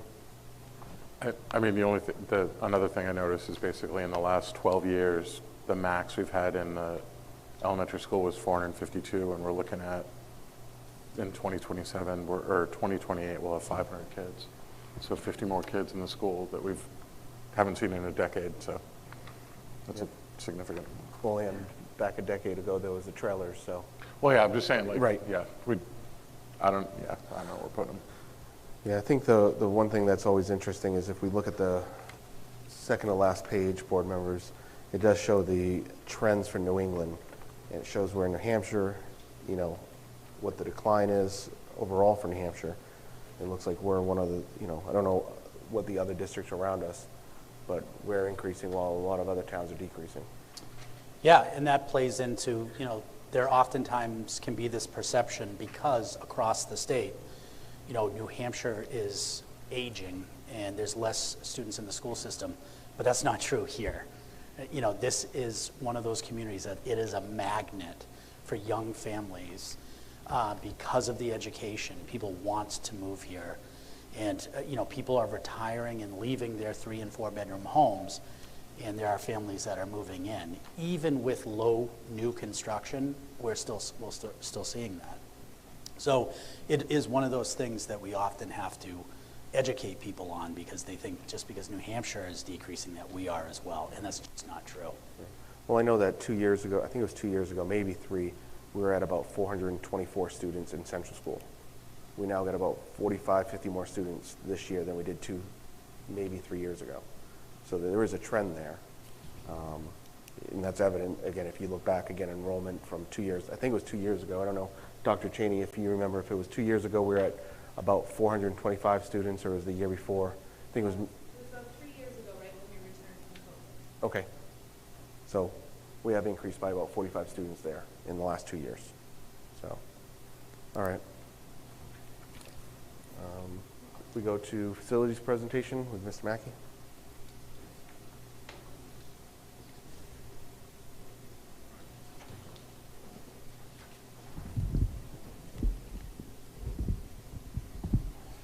Evening. In your packet, you will find the 5-year capital plan maintenance, 5-year capital improvement maintenance plan. I'm going to give you a quick breakdown of each year and the projects that are in it. Fiscal year 2025, that's going to look a little bit familiar because that's what I put into the budget this year. Go over that quickly. Replace the van with an F-350 plow with a dump insert, roughly $70,000. It's just end of life. The van is decommissioned. Replace lawnmower, $18,000, end of life again. Middle school, looking to add some air conditioning and a few learning spaces, $35,000. Middle school again, boys locker room, I'm looking to do a concrete polished floor in there. That floor is currently falling apart and it's just time for replacement. Moving along to carpet replacement in the 7th grade wing, again, replacement cycle, $25,000, and looking to do a replacement roof for $45,000 at the central school. Fiscal year 2026, as we've discussed at previous meetings, the oil tank here at middle school is due for a removal and install of a new one. That tank's nearing end of life. We have a couple years left, so it's looking good for it to go that year. Middle school, the locker room, both locker rooms, the lighting is deteriorating. It's in need of an upgrade, and they have to be special lighting to deal with moisture because of the showers and water in those rooms. Middle school again, looking to continue with the concrete polished floor, girls locker room, maintenance cycle. Moving on to central school, looking to do some carpet replacement, more replacement cycle in the pre-K rooms. as well as adding air conditioning in the art and second grade wing upstairs to make a more comfortable learning space. And you will see a bit of a continuation of that each year. I'm looking to put in air conditioning in certain wings to make it more comfortable. Instead of trying to get it all done at once, we'll chip away at it. Fiscal year 2027, carpet replacement for the 6th grade wing, replacement cycle roughly $35,000. Middle school, kind of a bigger roof deal. This is the original stone-covered roof on the 6th grade wing. That's going to be roughly about $100,000. It's just nearing end of life. It's over 30 years old. It's just about 31 years old right now. And you get about 30 years out of a roof, maybe a little bit more. That one's held up well. We've, knock on wood, had minimal issues with that roof, but it is a stone roof, and it takes a little bit more money and effort to get all that stone off there to re-roof. Again, looking to add air conditioning, 7th grade wing and the 500s wing, polished concrete, 8th grade science, industrial art room, looking to replace the double doors in the back. They're just nearing end of life. They're very hard to shut. Luckily, we don't use them too often. He actually has a separate door in that room, a single door as well, and we can usually bring most stuff in there, but we do usually need the double doors. And looking to start replacing some doors at Central School as well. The gym doors over there, it's a double door that is starting to show its age as well. Fiscal year 2028, we've got replaced door alarm and motion sensor alarm system at both schools. We have been very fortunate. The system we have here is very old. We've had to Band-Aid a little bit at Central School, but we're kind of running out of time. So that one's going to be about $30,000, just end of life. Middle school, replace carpet, 5th grade wing and stage, replacement cycle, roughly $35,000. Paving, I'd like to finish doing the middle school here, and I'd been in talks with the new DPW director for the town, looking at trying to hop on his RFP at that point in time to try to consolidate some of our saving to make it happen, because paving, they do it every year, and it'd be nice to piggyback on what they do, and that's one of the projects that we would be able to do if we get on it early enough. Back to some more door replacements. We have 2 at middle school. One is a very large storefront with a lot of glass. That one's about $15,000. And then another double door exterior off of a hallway. Moving on to Central School. Same deal. I have an aluminum exterior door coming off of a classroom that is we've had to repair many times.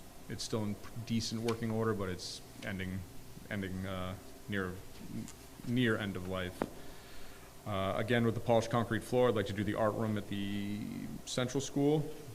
And to finish it off, looking to add some more air conditioning at the Central School in the bottom 80s wing where roughly the first grade classes are.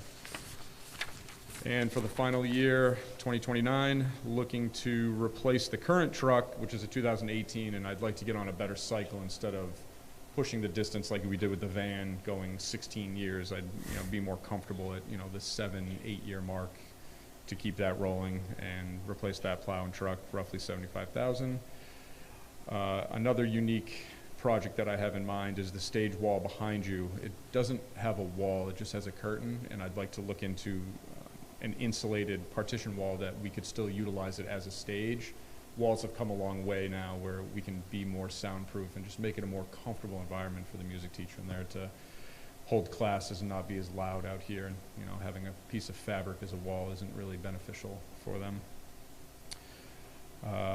Middle school, replace carpet, replacement cycle in the band room. Middle school, again, adding air conditioning, this time in the 5th grade wing. Middle school, replace roof. That roof, again, that one is now probably roughly 25-ish years old, 26 years old, right around there. So by the time this comes up, we'll be right around that 30-year mark for the life expectancy. The cupola at the Central School is a unique one that is pretty much original. It's starting to show its age, and it's a very unique project where I've actually been trying to find contractors now to see who could possibly get up there and repair it, because it's such a unique situation. It just needs to be rebuilt. A lot of animals have been getting in there. Birds in particular just get in there because it's got large openings. There's mesh on the inside that we've had to replace many times, and the wood is showing its age and rotting. So I'd like to get that done up. And last but not least, just the calf doors at the central school, so the opposite side of the gym. They're just, again, showing their age. They get used very heavily, daily, lunch, recess, you name it, after school. It's just a big wear and tear, and these doors are original to when the building went in, so it's just time we get on a proper cycle to start replacing these doors. And with that being said, there are a couple other items, one in particular that we've talked about in the past that probably would be around year 6, maybe year 7, would probably be that septic at Central School. It's on my radar. It's not quite on the 5-year because we've had the testing done and it's still in good operating condition. So I don't think it's something to jump on. And I know we have, with talks of additions, renovations, that one's been on the back burner for a little bit. So it's still on my list. It's just not on that 5-year plan. But I would say probably right around year 6, 7, we would be looking at replacing that because it is on borrowed time. We have gotten quite a bit of time out of it, but it's in good condition, so, for its age. So that pretty much sums up the 5-year plan with all the larger projects. And with that being said, those are the larger projects. There's still many other things that are going to go on. Routine maintenance. These are just anything that was north of 10,000. Anything under that, I didn't have on this list. So. Board members, questions? So I was doing the math, and it's about 250,000 per year. Yep. Fairly regularly, except for the last year when we're doing the roof and the truck at the same time. Right, So yeah, it's that 290. one's starting to get a little up there, but it was just how I had a lot of things laid out. But I was trying to stay around that number to keep a bit of consistency. And we know some of these numbers are going to fluctuate. These are on mostly current costs. A couple of them were current costs with a bit of estimating on my end. Like I said, that stone roof might not be quite 100,000, but it's going to be upwards to that just because that's man hours. They're shoveling off rock off of a roof, and it's got to be disposed of properly. It can't just be thrown out back in the woods. So, Questions, some random questions. Are they replacing the carpets? Are you planning on doing the same thing you've done, which is your own team doing that? So this is material costs? So a lot of that, my team, we usually do a lot of the smaller areas. Because the larger ones just would take us much, much too long. So in this plan, anytime that I've had wings done, for example, I did the library, I subbed that out. That's roughly 3 classroom size. That one would always be subcontracted out. All the little areas like foyers, small offices, workspaces, lunchrooms, we do in-house. So those are those little ones that are kind of in my budget under 10 grand. I kind of chip away at those as is. Okay. However, these projects in here are complete wings. Like when I do the 7th grade wing, it's 5 classrooms. That's going to get subbed out to a contractor. Okay. Everywhere you're adding AC. Yep. Has there been heat studies been done in those rooms throughout the year to see what is that temperature? So I chose these ones wisely. One, for example, this upcoming year, I have in the budget to do the library and computer lab. The reason for that one, the library we've lost, and I know the librarian can attest to this, a lot of books have been lost through the years due to the humidity in that room.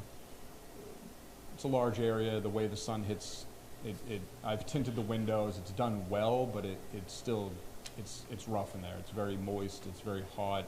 We usually use that for trainings early on, new teacher orientation, those early days where it's just incredibly tough to be in there, as well as the computer lab. The computer lab used to have air conditioning, but that unit had died and mold had come in, so they removed the whole system. So the computer lab just doesn't even have air conditioning, and there's a lot of money in there with the computers themselves, and that was the logic behind that. And the library is a multi-purpose room. Classes go there. It can be a cool down area during the hotter times, and it's 3 classroom size, so you can fit quite a few people in there. But then from then on out, I ended up doing the hotter wings, the art room upstairs, and that whole upper wing is the worst wing in the entire school district. It's the hottest, the floor below it, but I'm also trying to balance middle school as well. So I'm going to do middle school one year, central school the next year. Middle school, central school, flip-flop, do a wing every year, and then eventually we'll have it. And with that being said, I actually have units, portable units that we had from the renovation in a bunch of the buildings at Central School. When I do a wing over there, I will take those units and then bring them over here to help at least mitigate some of the humidity and heat. And I've bought a few more portable units here to try to just help battle some of these heat issues, because we have had some lost educational days due to kids just not, struggling in class. We had a couple early on this year, and I ran out. I had my guys go to Home Depot and grab a few just to get these classrooms comfortable in the 7th grade wing here, which is a nightmare too. And every teacher was beyond thankful. They said, it helped keep it comfortable. It didn't get it cold, but it helped keep it comfortable during, 95-degree days. So that's the logic behind that, and eventually it's just a more efficient way to go, because I have looked into getting air conditioning in a couple of larger areas, and it's just a hefty amount, because it's got to be engineered, it's got to be retrofitted, it's got to be, designed. With the mini split system, it's a more affordable, it's a little more, how do I put it, not as aesthetic looking, because we'll have these little units around, but most of them can sit on the roof, so you won't ever see them. But that was the logic behind it, from hopping wing to wing, school to school, just to try to balance it, to kind of make it fair for both parties. I was just wondering also, when you're saying that, having AC, does it make sense to invest that much in an AC units versus the mobile units? Because you need them for 3 weeks in September, and then you need them for 3 weeks in the latter half of the year. Correct, yeah. So here's the other knock too, for summer school.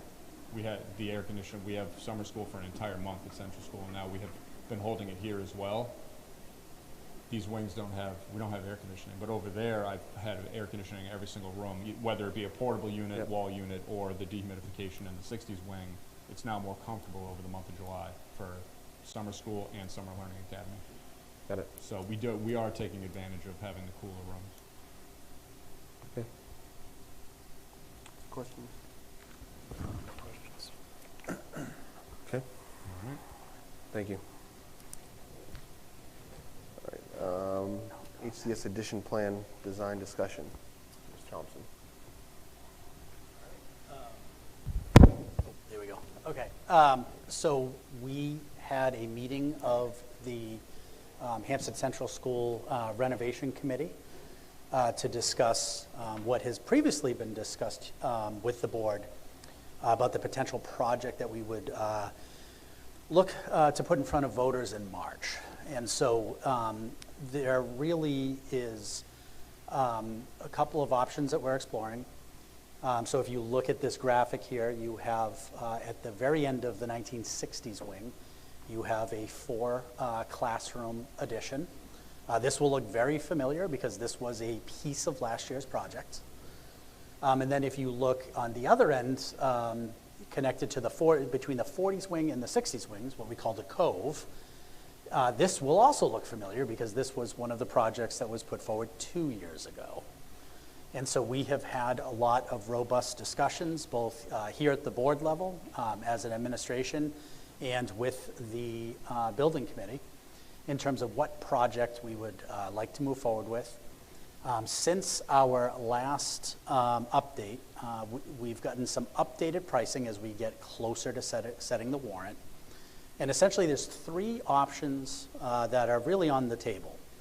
We could move forward with the 4 classroom and the 2 Cove classrooms, so 6 classroom addition. And the current pricing for that would be $4,652,000.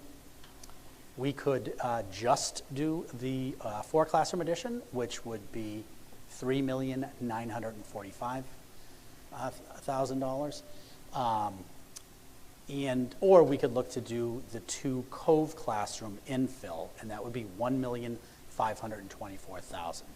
So there is some cost savings by doing the 6 classrooms as opposed to doing the 4 or the 2 classrooms separately. It's also important to note that to date, we have approximately $2 million in capital reserve for any project that we'd move forward with. So we had a very lengthy discussion this evening at the building committee meeting, and it was the unanimous decision of the committee to recommend to the board that we move forward, that they deliberate and consider moving forward with the 6 classroom option. And some of the discussion revolved around the cost savings that we would receive from 6 classrooms versus separating out the 4 and the 2 classrooms. And a part of the conversation at the committee meeting, and has just been an ongoing discussion, is the urgency for the need for space. We, are talking about increased student needs. We're talking about increased student enrollment. We're talking about the desire to expand special education programming. This situation becomes more dire as the year goes on. And so we really need to move forward with the project. With that, I know both David and Jason were there this evening. I don't know if there's anything else you'd like to add or any questions that the board may have. I know you mentioned the numbers, but just so that everybody at home who's watching can hear, what is the savings between us going forward with the 4 classrooms versus the 6? The 6 versus the 4? I think we're at approximately $800,000, is that correct? No. It's about $800,000.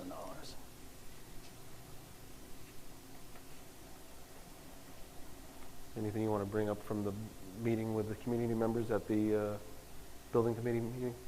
No, it's like Mr. Thompson said, it's urgent, it's dire, it's needed. We went over state assessments tonight. We talked about test scores. We talked about NSDEC. Dave pointed out numerous times that when we had to start upping the amount of kids in our classrooms, our test scores started dropping. And over the last 3 or 4 years, we've had to make waivers 3 or 4 times in order to continue to increase that. We're not doing our students any favors by continuing to raise these classroom maximums and not give them an opportunity to learn. We're getting pressure from the town to increase our test scores, but we keep on increasing the amount of students in each classroom, preventing them from learning and preventing them from improving. We have got to start looking at a way to get less students in class and give our school more space. We have to. I understand with what's going on in the community right now, we may not want to even entertain us, but we have to. We saw what we're looking at with our enrollment growing over the next 5 years. Where are we going to put these students? We even talked about a Hail Mary and maybe even moving kindergarten or 4th grade or pre-K into this school. But then now if we do something like that, that's catastrophic like that, we're going to be impacting the test scores and the education of the middle school students on top of what we're doing to the central school students. It's a Hail Mary and it's not worth the risk. I think that's the question I have for you, Ms. Thompson, as we've talked about in the past.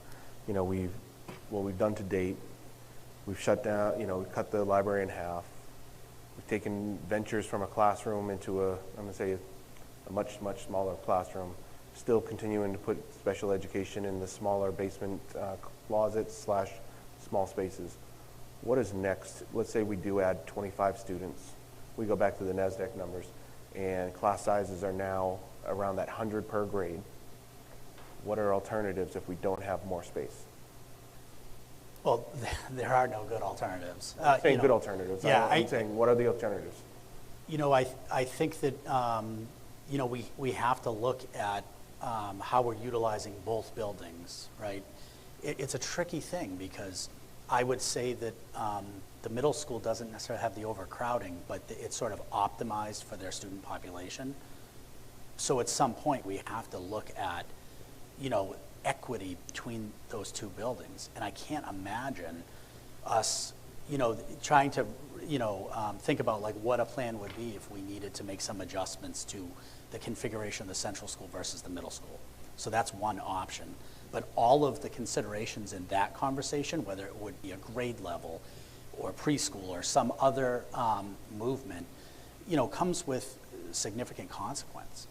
And then also too, when we look at the central school, coming up with regular education space, this year it came at the expense of special education. It continues to come at the expense of special education because we have to have regular education classroom space. So the special education space is shrinking. I observed, recently, we're starting to see small group instruction or individual instruction occurring in hallways, right? Because we don't have the room. A few weeks ago, a teacher asked to meet with me to talk about a delicate situation. We walked around the building to try to find a space where we could have a private conversation. So what would continue to do if we look at the existing spaces, we might have to look at how are we utilizing the art room, the music room, the library? And those are terrible options. But if we have to add sections because we have policy and requirements from the DOE, that's really what we would be looking at. And that would really be a detriment. Think about art class right now where there's a kiln, there's plenty of space for paint and for all of these really wonderful art supplies. To take that space away would be such a detriment to our students, but I don't know what other option we'd be left with. Something's got to give. No, I get it. I mean, conversation I had with a parent, recently, as of today, was their kindergartner last year couldn't get a full day kindergarten. They're in first grade now, and they now have to receive special education to catch up with the other kids who had full day kindergarten. They would have paid full day kindergarten if they had the ability, but they couldn't make it into the full day because of lottery. So they started behind like other kids. And now they're in first grade, and their child is now on a development plan because they're not reading at the same level as the other kids. And that's a true story, and anybody who wants to have a conversation, I'll surely have that with them. And let me add to that too, David. When we talk about increased student need, right? You've probably heard me say that like 4 times tonight. You want to talk about the real easy fix that is research-based, universal kindergarten. Universal kindergarten will reduce some, not all, because children have disabilities, but in some cases that will reduce the amount of intervention that's needed, whether that's a kid in special education or a kid receiving RTI. And we really need to start having the conversation about actually expanding preschool, because we are obligated under the law to begin to educate children with disabilities the day that they turn 3. And we actually plan for them at 2.5. And so we're obligated to educate them, and the need that we're seeing and the number of students that are now coming to us, of students that potentially are disabled, has increased significantly. Space, the ability to expand preschool, early intervention, and kindergarten I believe would dramatically reduce the need for intervention. And when we talk about student achievement, I think it would increase student achievement as well. Not I think, I know, because there's a ton of research that would indicate that. Right. I mean, you have to look at 80% of the towns have full day kindergarten. We're in the minority of less than 20% that don't have full day kindergarten for everybody. So, and there used to be an argument about revenue, right? That we charge parents for the second half for the full day program, but now with state aid, it's sort of a wash, right? So it's difficult for us to even make that revenue argument that you may have been able to make prior to the adjustment in state aid. We would make up the difference with universal kindergarten largely through the state aid that we would pick up.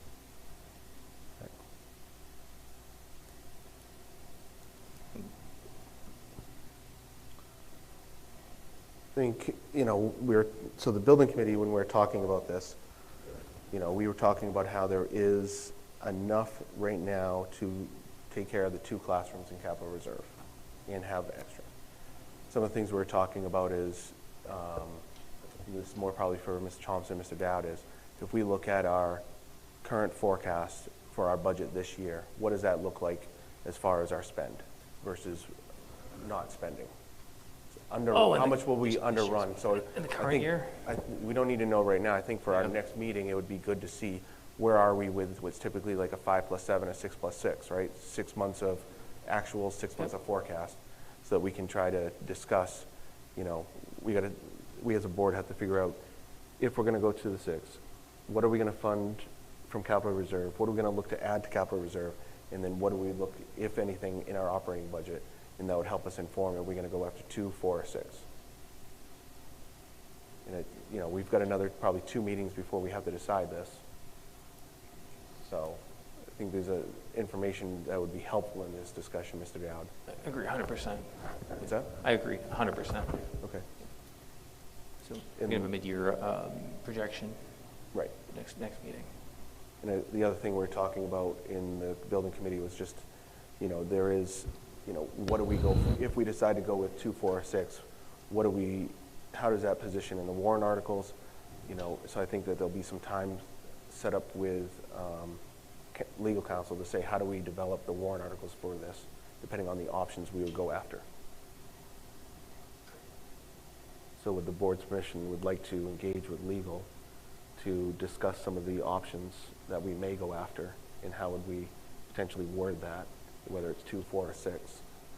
But that way we can start having those informed discussions at the next board meeting. But thoughts?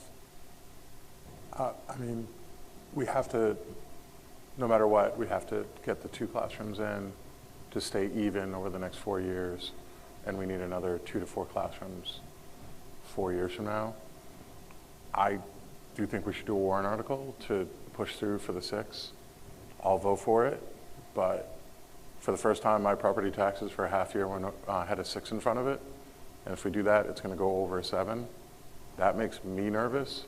I've talked to 3 different people that all are incredibly unhappy with it, how much the increase has gone this year. And this is the first time I've had multiple people and multiple conversations about it, about something with the school board and with the budget. You know, a good point was, at a certain point, our property taxes are going to be so expensive that 2 teachers that are paid by our town wouldn't be able to live in our town because the property taxes, it's a lot. And I mean, I'm going to support the schools. I'm for that, but it's not just, I'm always worried about fixed income people, but at this point, I'm looking at average working people in the town, people that we may drive out of the town that live here currently, or another group that one of the people that came up to me, their kids have left the school district, but they want to live here. Like, they want to live here and retire here, and they're looking at the property tax bills now, and it's at the point where they may have to leave the town. And for me, my family's been here since it was founded, so like, I get people that want to move here, stay here, and continue on and pass down their houses, and that, it scares me now. And part of that is our budget increase because of healthcare, which we're going to get into. Yep. But it's a lot now. Like, it's, I don't know. But are there alternatives, right? Like, with the projections that are out there? I think we have to build it. And I want to put it on the warrant article because I think people need to decide. I was thinking previously about putting in the operating budget. I do not think that's where we should go anymore. I think the voters have to have an up or down vote on it this year if we're going to go for 6 classrooms. And I think that was the feedback that I got as well, is retaining a certain amount of money each year and building up and building it. It's not as cost effective, and I know we're saving money, but it is different than I was 2 weeks ago, but that property tax number and people coming up to me is, and I may change my mind again, but right at this point, it definitely was a lot, so. Yep. Other board members? I guess the one reservation I have of putting it up for a warrant article is, historically, that's been voted down year after year after year. And this would just be a repeat of what we've done. And I don't know, isn't the definition of insanity just doing the same thing over and over and expecting a different result? We've also we've gotten over 50% multiple times. And if it's 1 year, that's all we need. We don't need 60. 9 times, not multiple. We're at 9 times. Yeah. So, I mean, again, I'll vote for it, but it's a lot. Yep. I mean, I agree with both of you. I'm in the same boat. Like, I don't know what else we can do, but I am in the same boat tax-wise as well. I don't want to see it go up. I just don't know what else we can do.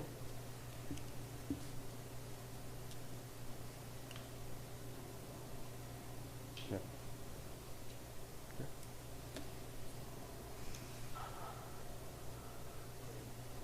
What's that? I'm good. All right. So I think we just need some numbers just to see what that looks like because, you know, the less that we have to go after, we have that money that we can look at into capital reserve, that lessens what we have to ask for future. You know, I wish we would have been saving more money sooner, you know, but we're in the boat we are. It's unfortunate because I do see, like, in the past, had it been voted, costs would have been lower because, you know, skyrocketing labor, skyrocketing materials.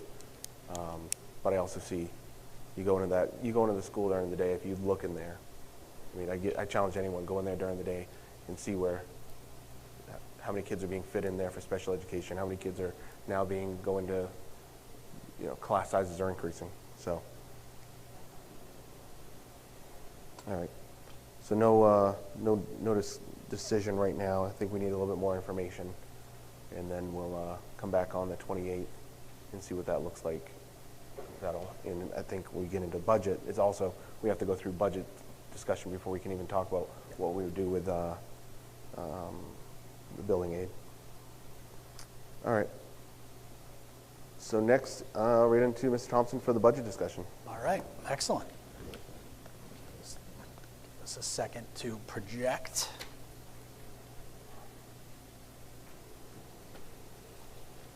All right, so we are excited tonight to present the Hampstead School District administrative budget. This is the sort of first glance at the budget in its entirety.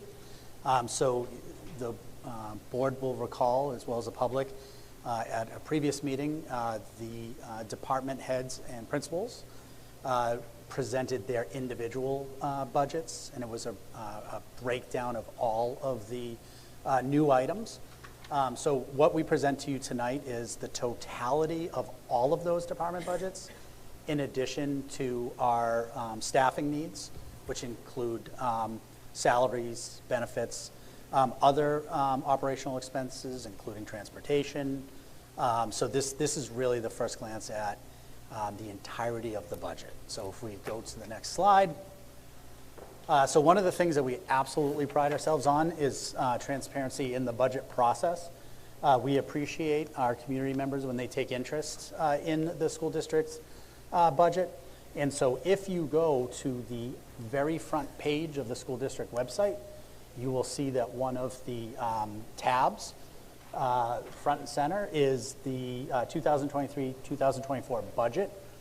So there are a variety of documents there that literally break the budget down line by line so that you're able to really do a deep dive if you're the type of person that likes to crunch numbers.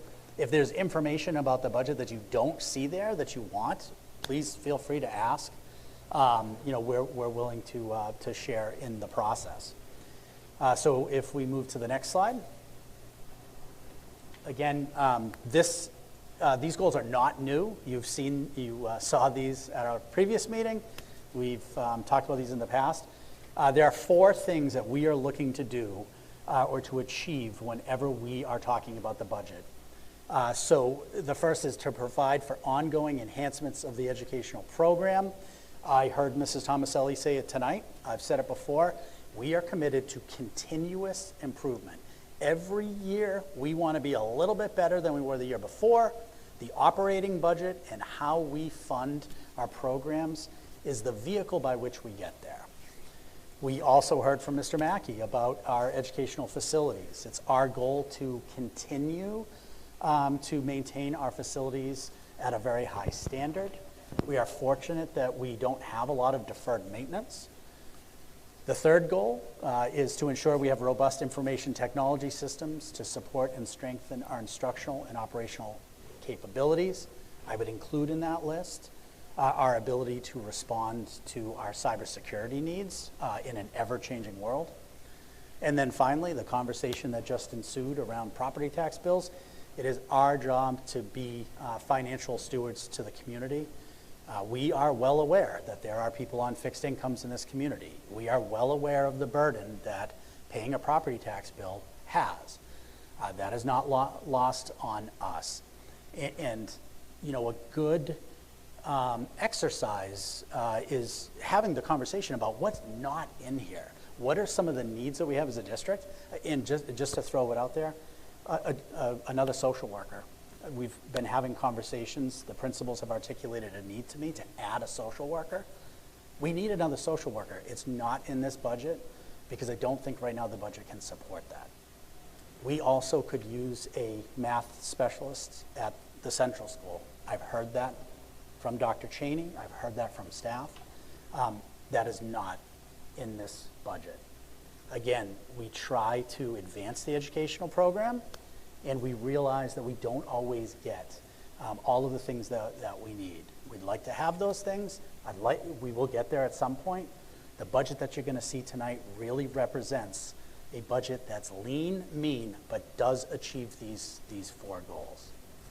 So with that said, what I'm going to actually do is I'm going to turn it over to Mr. Dowd, who will kind of break down the numbers, and then we'll entertain any questions that the board might have. Thank you, Mr. Thompson. There we go. Sorry about that. Thank you, Mr. Thompson. The proposed budget for the 24-25 year is $36,713,733. The current year budget, the 23-24 voted budget in total is $34,658,893, which is an increase of $2,051,840, or a 5.93% increase. And we can take a deep dive or a deeper dive into some of the drivers behind those increases. Joe? So you can see that our salaries are up $590,000. Group insurance is up $1,179,000.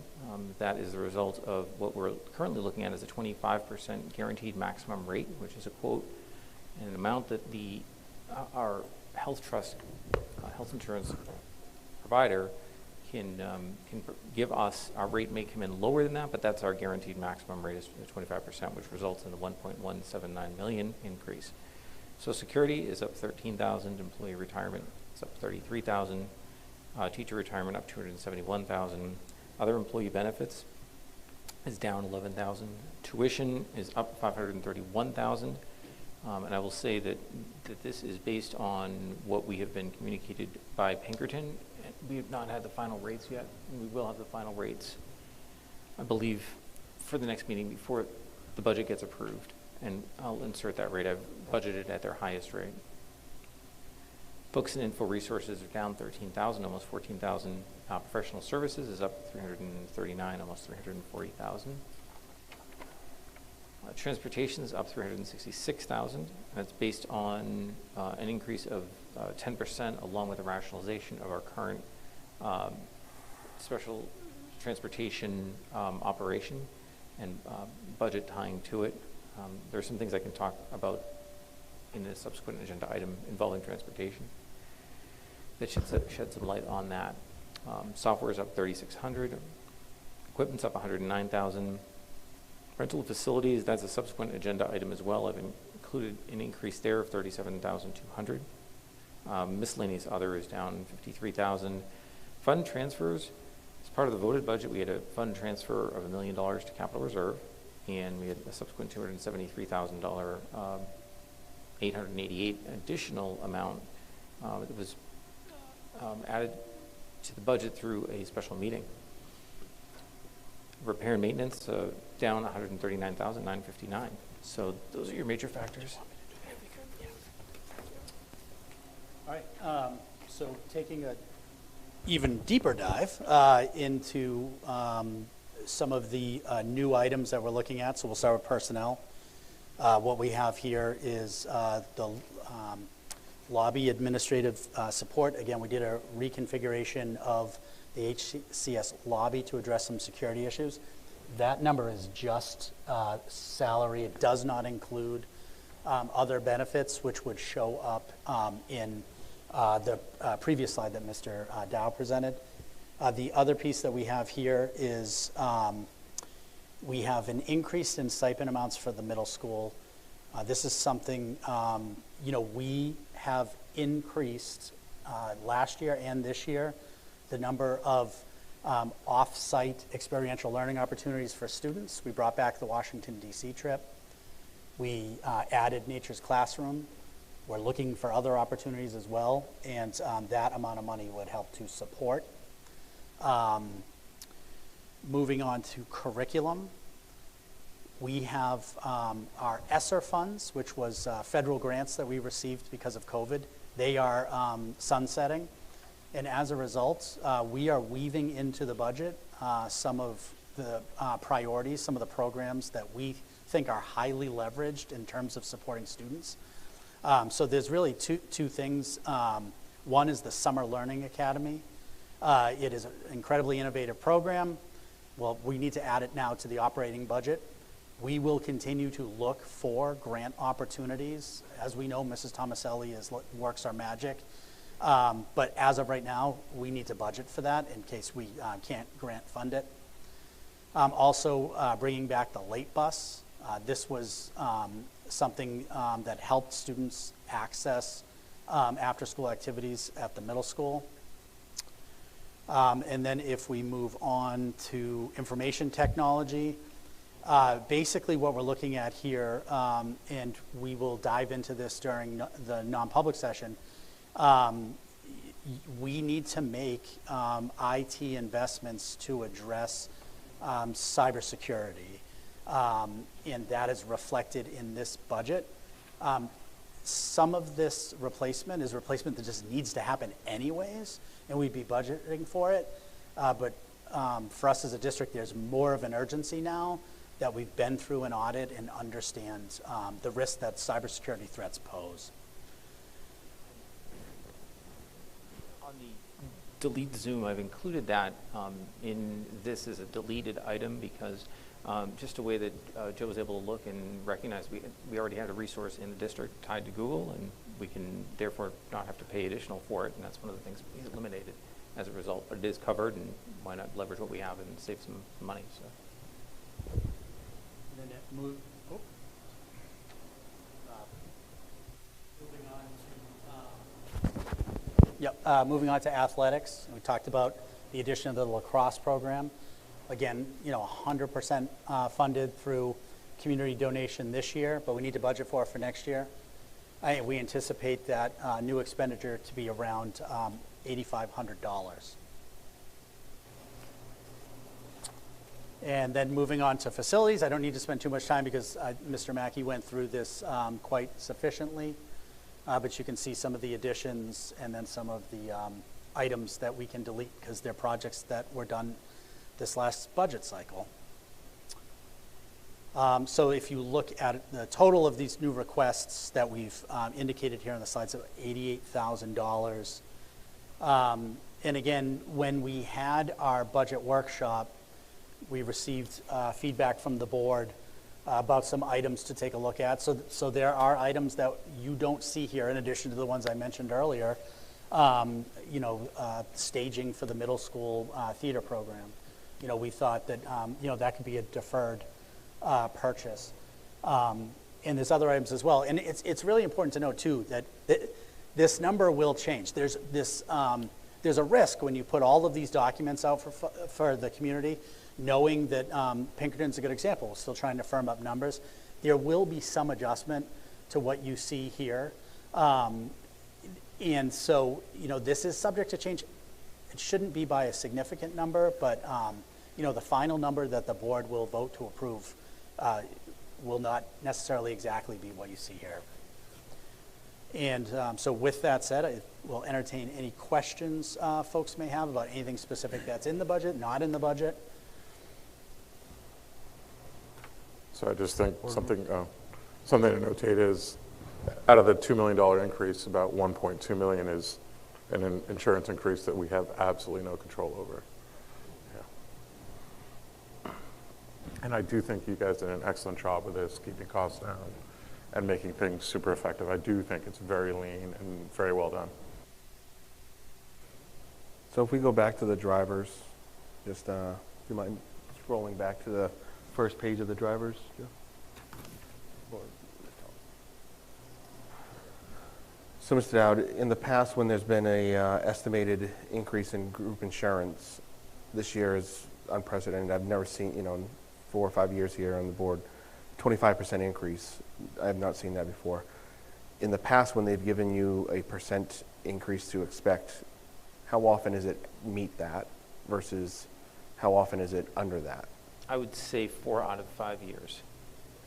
4 out of 5 years, it gets to that 20, whatever they budget or whatever they forecast? Correct, yeah, it's been very close as of late. And I think that, unfortunately, this number is not just tied to our anticipated expenses. It's tied to the fact that that Health Trust maintains a capital reserve fund itself, and the claims this year and anticipate going into next year have depleted that so much so that that needs to be restored. So even if we don't look at what our anticipated claims would be next year, they're going to be taking a piece of this just to restore their capital, to build up their capital fund. Our actual rate this year is 5.9%, and that is significantly lower than our actual expense. So the 25% isn't just anticipated, the 25% is based on recouping their underbidding, their underpricing for the current year. They have that capital reserve fund, 80 million, 90 million, to be able to buffer in situations like this. But it's been reduced significantly from, it's taken the biggest bite out of their capital reserve that I've ever seen. Okay. Current year. So in layman's terms, a whole bunch of people put in for insurance claims, brought down the capital reserve, and they're raising it to raise it back up to where it was before. Yep, they're raising, the GMR would reflect higher utilization, right, a higher expense, but also a recoupment of current year's deficiency. Okay. Current year's loss. So the 25 is very high for 1 year. I think that maybe we saw 21 float around a number of years ago, 16, 17-ish time frame. But this is the highest. I think that it's the current 5.9. You average the two together, they're still high. But 5.9 in the current year is too low, obviously. So, and I think that where we are at, let's see if I can explain this in the most clear way, but it looked like we are capped at 25. And I think that's why this year we have a pretty good shot of sticking very close to the 25%, because I think on its own we're at like 24.5%. So we'll see. They're going to look at our actuals between now and the time that they do their final rate setting, and that will help, I think, maybe take it down a bit, but not going from like 25 to 21, or 25 to 24, 24 and a half maybe. If it came in at 23, I'd be delighted. Right. And I know at the winter meeting there for Pinkerton Setting Schools, other boards from the other towns were alluding to north of 20% for everybody, so it wasn't just a Hampstead thing, so it's just unfortunate that everybody's seeing this. But those communities, shock. yeah, and I'm not sure, but we had a very low GMR, so those communities may have had a 10% GMR and 8% GMR last year, plus 20 or plus this year. Right. So we were at least low in the current year, higher in the next year. And one of the benefits too is, Pinkerton, being a private school, is we're not in the same risk pool, so they did not see the increase that we saw. So in this case, it's actually works out well that we're in two different risk pools, because obviously they build in their insurance increase into our tuition rate. Right. And if we got the finalized Pinkerton, I know when we talked to Pinkerton, they were somewhere between 5 and 7%. Have we got finalized from them? I haven't heard finals from them. No. Okay, I know it's usually mid to late November, so. All right. Which we heard quite a bit about at the last meeting. Yeah. So it sounds like we're right where Pinkerton is, between 5 and 7%. Yeah. Can you speak more about the professional services that are going up by $340,000? I was just going to ask that. Well, ask that. Those are, for the most part, largely concentrated on the student services side, special education side. Can you speak up, sorry? Those are stemming from the student services side of the budget more than anything else. I think that's the primary driver. And Jessica could speak to some of those increased needs that we have. I'm sorry. Go ahead. Put you on the spot there, Miss Jessica. So In my presentation, I talked a lot about our increase in student needs and our inability to staff some of the positions. And so we've had to look for professional services to contract with. And a big portion of that comes from our students attending Pinkerton. They don't have a lot of services for contractors such as OT, a school psychologist, our BCBA services, so we had to increase our contracted services in those areas to offset the needs of Pinkerton, as well as our out-of-district students. So as the needs increase in our district, we can no longer utilize our staff in HCS and HMS to take the overflow of our Pinkerton students or our out-of-district students. So we're having to contract other agencies to provide those services for us. In addition to that, the increase in students' needs have increased our need for services, and sometimes that doesn't necessarily equate to a full-time position, so we have to contract with somebody for 2 additional days a week because our OT services have gone beyond the capacity of what our full-time current positions can staff. Okay. And then for transportation, Jeff? Transportation, we've had a couple of things go on. One, I've included an increase of 10% for about 70,000 for just our traditional regular transportation. A lot of the other drivers are coming from the special transportation side. We have an RFP out for both, so we'll have a rate in that will be helpful to finalize before the budget. But the other thing that we've come across is that we have an increasing need for student services transportation, so for transportation on that side, for a number of reasons. And I don't know if Jessica would like to. Is that student services transportation out of district, student services transportation to Pinkerton? What does that mean? Out of district. But Jessica, if you wouldn't mind. So one of the areas in which we see cost savings is when we can do a ride share with another district. So if we have a student going to, I'm just going to give an example of, say Hampton, my hometown. If we have a student going to a school in Hampton, and there's a town next door that's also sending a student, we can cost share that ride. What's happening is one of the impacts of having Timberland take on a different contracted special education service, we've lost the cost sharing ability of surrounding towns for some of our students going out of district. And so we then end up picking up the full cost of the rate of those students going out. In addition to that, we've had an increase in some students going out of district, and so that increased the cost itself.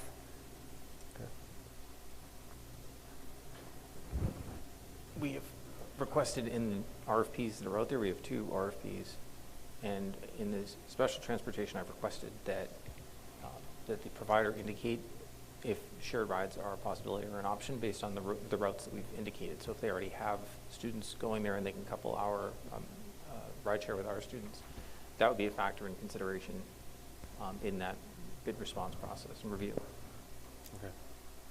Is that important? Yep. Yeah. And one other note, it's important you have some ability to have a town proximate or a drive-through community, because we can't have, if we're going to an off-site placement, we don't want to have the students in that transportation for too long. So we're limited and boxed in sometimes as to trip length, unless someone happens to be coming through or one of our students can pick up another student on the way. Okay. Questions on the budget? I know for myself, I'd like to see, seeing a $2 million increase year over year is raises a lot of eyes here. For me, I'd like to see what does it mean if we were to cut more out of this. So board members, for me, I'd want to see like some scenarios of cutting out. If we were to give some thresholds of 2 or 3 different numbers to say, what would that mean to programs? What would that mean to the budget? What would that mean to programs? Because again, $2 million along with other things we're trying to get done. I don't know how we get it all done. my suggestion would be, again, we asked Mr. Thompson and the administration to go back and look at what is taking 100,000 out, what is taking 300,000 out, what is taking 500,000 out, and what are the impacts to the programs, so we could decide and discuss at next board meeting, because again, we have another month before we have to finalize the budgets to understand what those impacts are. Not saying we're going to do them, but for us to look at that, because again, $2 million increase. I mean, we were just talking just a minute ago, taxes increase, which we're all alarmed about, and we're all thinking about. So that's my suggestion. You know, I know we've already gone through the budget, taken out things based on previous reviews. But I think we use this time wisely to see what else is capable and decide what's the balance for the programs that are the impact to the programs. I think it's worth looking at, but the budget's pretty lean already, and the increases aren't because we're looking at extravagant stuff. Like again, the second part, which is 88,000, is basically the wiggle room. The rest of it is pretty much mandatory increases that we're going to have to pay no matter what. So unless we're going to go backwards on services, I don't think they're going to be able to pull anything. They can try, but. Yeah. Well, that's why I'd say for us to hear, what would that impact be? Yeah. You know, No, makes sense. No, I think it's worth a try. Yeah. Yeah. I'm not saying if they come back, we're going to cut positions. We're not going to cut, things that we know we're not going to cut. We're not going to cut a teacher that we need the teachers here. Like, it's not about that. It's about being, again, the last thing, being good financial stewards. We have to challenge that, just like I do in my budget. I got to figure out what I'm going to give my kids for Christmas. I got to, they want this. Well, I'm not going to afford that. So knock down a little bit, but can we still deliver a quality program, et cetera? So I think, that's my suggestion for the board. We use this time wisely, working with the administration on what the budget looks like. Thoughts? Agreed. I agree. And even if what you come back with is, horribly negative, and you're saying, here's the true impact of what this cut means. Like, here's what we will lose. Here's the impact on our students. I think for the public and for the board to be able to hear that would be super helpful. Right. Yeah, I can certainly do that. Knowing that any substantive reduction over what has been presented will have educational impact. And, obviously we need the time to develop that list, but I am very confident that if I bring you a list of how I would cut $500,000, you wouldn't even entertain it, because you'd realize such educational impact would occur.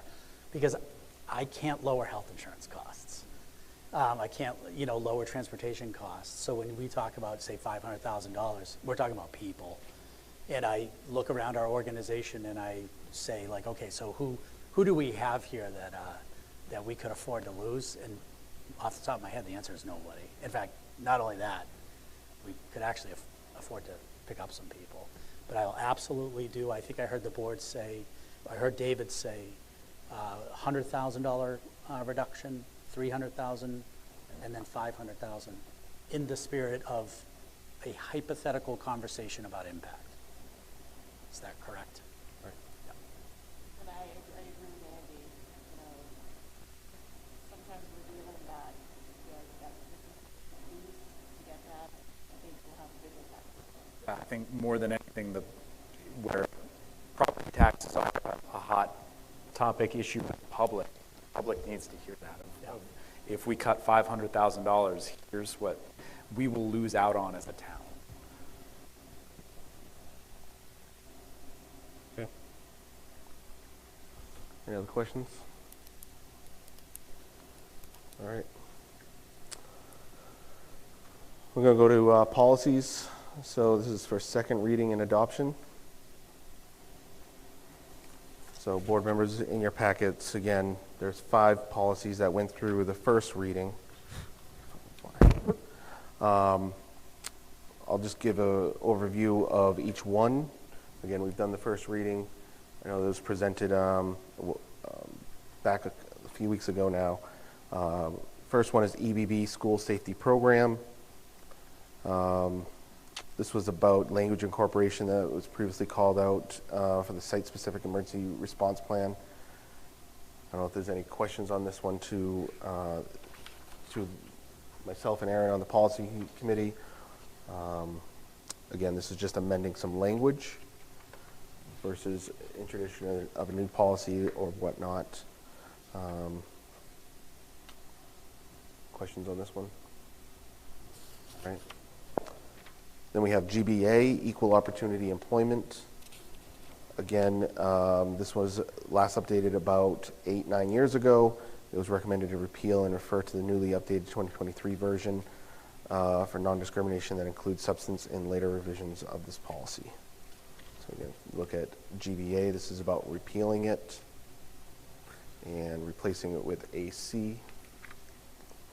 Then we have GBI, Staff Participation in Political Activities.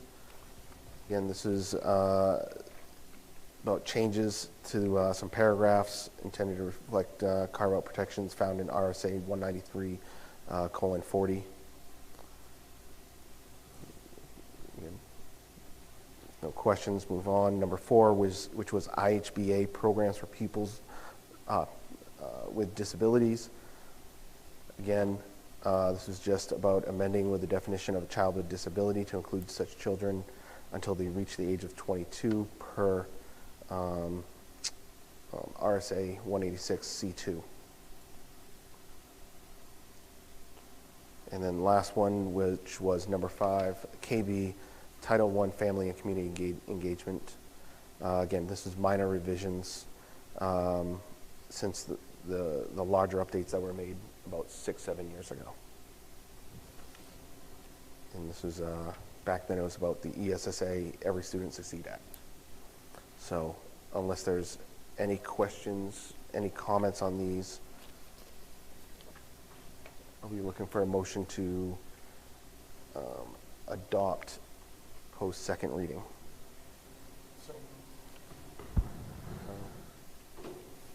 I'll go ahead and second that. Any questions, comments on these? All approved? Unanimous? Thank you. All right. Go on now to Mr. Dowd with a transportation update. So we talked a little bit about the transportation requests for proposal that are out for regular and for special education. I've personally sent out the requests to my contacts, both with First Student but with other vendors that we've come across throughout the years. And so I did receive one request. I have it due before the next meeting, and I had a request. It's due on the 27th. I did have a request from one vendor to extend it beyond that date. I think the 27th should be fine. So we should have some information for the next meeting as to what the interest is on the part of our vendors.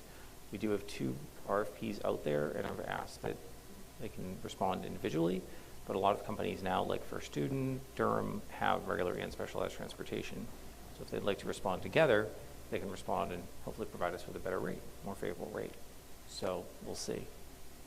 We talked about the priority of the district on the availability of shared rides for our special transportation, because that really cuts down on our costs. You have a single rider on a bus, you've got the entire expense. You have 3 riders on a bus, you're paying a third. So that's a priority for us as well. We continue to have the penalties that we have at present for not being able to provide the number of buses that are contracted, which has helped us out a lot. I think it was $123,000 last year that we received in credits because of lack of fulfillment of our 9 buses. So all of those are in there. So we should see an update on this for the next board meeting where we are with both RFPs? Yep. Okay. Yep. Any questions for Mr. Dowd about that? Timberlane was mentioned, so I'm assuming we know what carrier they're using. Yeah. And have we looked at trying to realign with them to potentially move toward shared rides? So the answer is that I would certainly like for that to be the case. I knew last year that they were moving to first student for both regular, well, they were with first student for regular transportation as we are, and they had moved to first student for special transportation as well. Best way to explain the difference between the two transportation types is that they're almost two different worlds. We have regular transportation that works on a stand volume, a lot of students, and we have the specialized transportation that we need frequent contact with the yard, dispatch, parents, a lot of that interpersonal connection. I was not sure how a regular transportation provider like First Student would be able to pull that off, and so that's why I pushed these until this year to see how that performance is doing. If it turns out, and we had a little bit of a rough start on the regular transportation side for us only with First Student, but if it turns out that that's something that they're able to present and that they've been able to perform well on with Timberlane, I'd certainly love for that to be a piece of consideration, because we pretty much, no matter where we go, we're probably going through a Timberlane town. So is that information that you can get potentially for the next board meeting of you know, working with a contact at Timberlane to see how the special transportation is going with First Student? Absolutely. What their perspective is? And First Student knew that we were sending out an RFP this year, and they knew that we would be looking at their performance. So hopefully it's good on the special transportation side. First Student is also a massive company, right, and we've had some issues with them versus when it comes to special education, and again, with the length of the rides and those sort of things, having a smaller company for that side makes me feel a lot more comfortable, but that is a really good, if we can make it work, we can make it work, so. Yeah, I mean, from my point of view, it's just if the ride sharing is, or the lack thereof, is the cause of this increase, then let's look to ride share where we can, if it's feasible and realistic and supports our students, right? And I think that we'd like to lean on that a little bit more, because it also means that we need fewer total buses, which helps us and helps other communities who we're ride sharing with. Jessica may have something. Yeah, and I think it's important to just be cautious around that piece, because at any given time, if a placement changes for a kiddo in another town, then they may remove that kiddo from that ride, and then we're not the ride sharing disappears. disappears. So those are hard. It's not like fixed. You know, it's very variable depending on the placement. And so I just want to caution us on looking at that just as a cost savings, because at times it can also then go in the opposite direction and impact us in the other way. So. Okay. Thank you. All right, next up, Mr. Thompson and Mr. Dow to talk about the lease agreement for the SAU 55 office. All right, so on July 1, the Hempstead School District will celebrate its 3rd birthday as a single district SAU. So because it's the 3-year anniversary, we now need to have the board give some consideration and deliberation to lease renewal at 20 Mary E. Clark Drive, which is our current office. So the office space has been suitable to some of our needs. It's also presented some challenges. One of the challenges is we don't have room for our entire team at the current SAU office. There was a lack of availability when the decision was made for that office of available space in Hampstead. But we've made it work, right? So Jess's office as the Director of Student Services, it's in the kitchen, you know, so it makes things challenging, especially when it comes to confidential conversations and information. But one of the, and we have worked very hard to overcome some of those barriers. One of the barriers that has recently presented itself has been the elevator. So our office is on the 2nd floor. The elevator in the 3 years that we've been there has been broken often. The landlord has been fairly diligent in the past with fixing the elevator, but presently the elevator has not worked for some time. And so what that has done is it has created some issues for individuals with mobility issues, with ADA requirements to access the office. We've tried to come up with as many solutions as possible, and there are not a lot of great solutions. One of the solutions that presented itself is there's actually an office space on the first floor. It's a small office space. It's 528 square feet. If we were, the board were to give some consideration to renting that space, it'd be incorporated into the new lease agreement, which we need to enter into a new lease agreement anyways. One, it solves our ADA issue because we have first floor access. Two, it provides a better space for our Director of Student Services. And it also would allow for us to have some flexibility when we're having conversations about space utilization. So I put that out there for the board's consideration. So really there's two issues here. One is the renewal of Unit 10, which is our current office. So right now the office lease is $2,000 a month. If you look at next year, so we'd enter into another 3-year agreement. Next year would be $2,300, which would be a 15% increase, which is fairly modest after a 3-year term is ending. 2025-26 would be $2,350, and then the third year of that lease would be 26-27 would be $2,400. But again, asking for some consideration from the board about that Unit 6B, which would be rented or leased for $800 a month. So it's important to note too that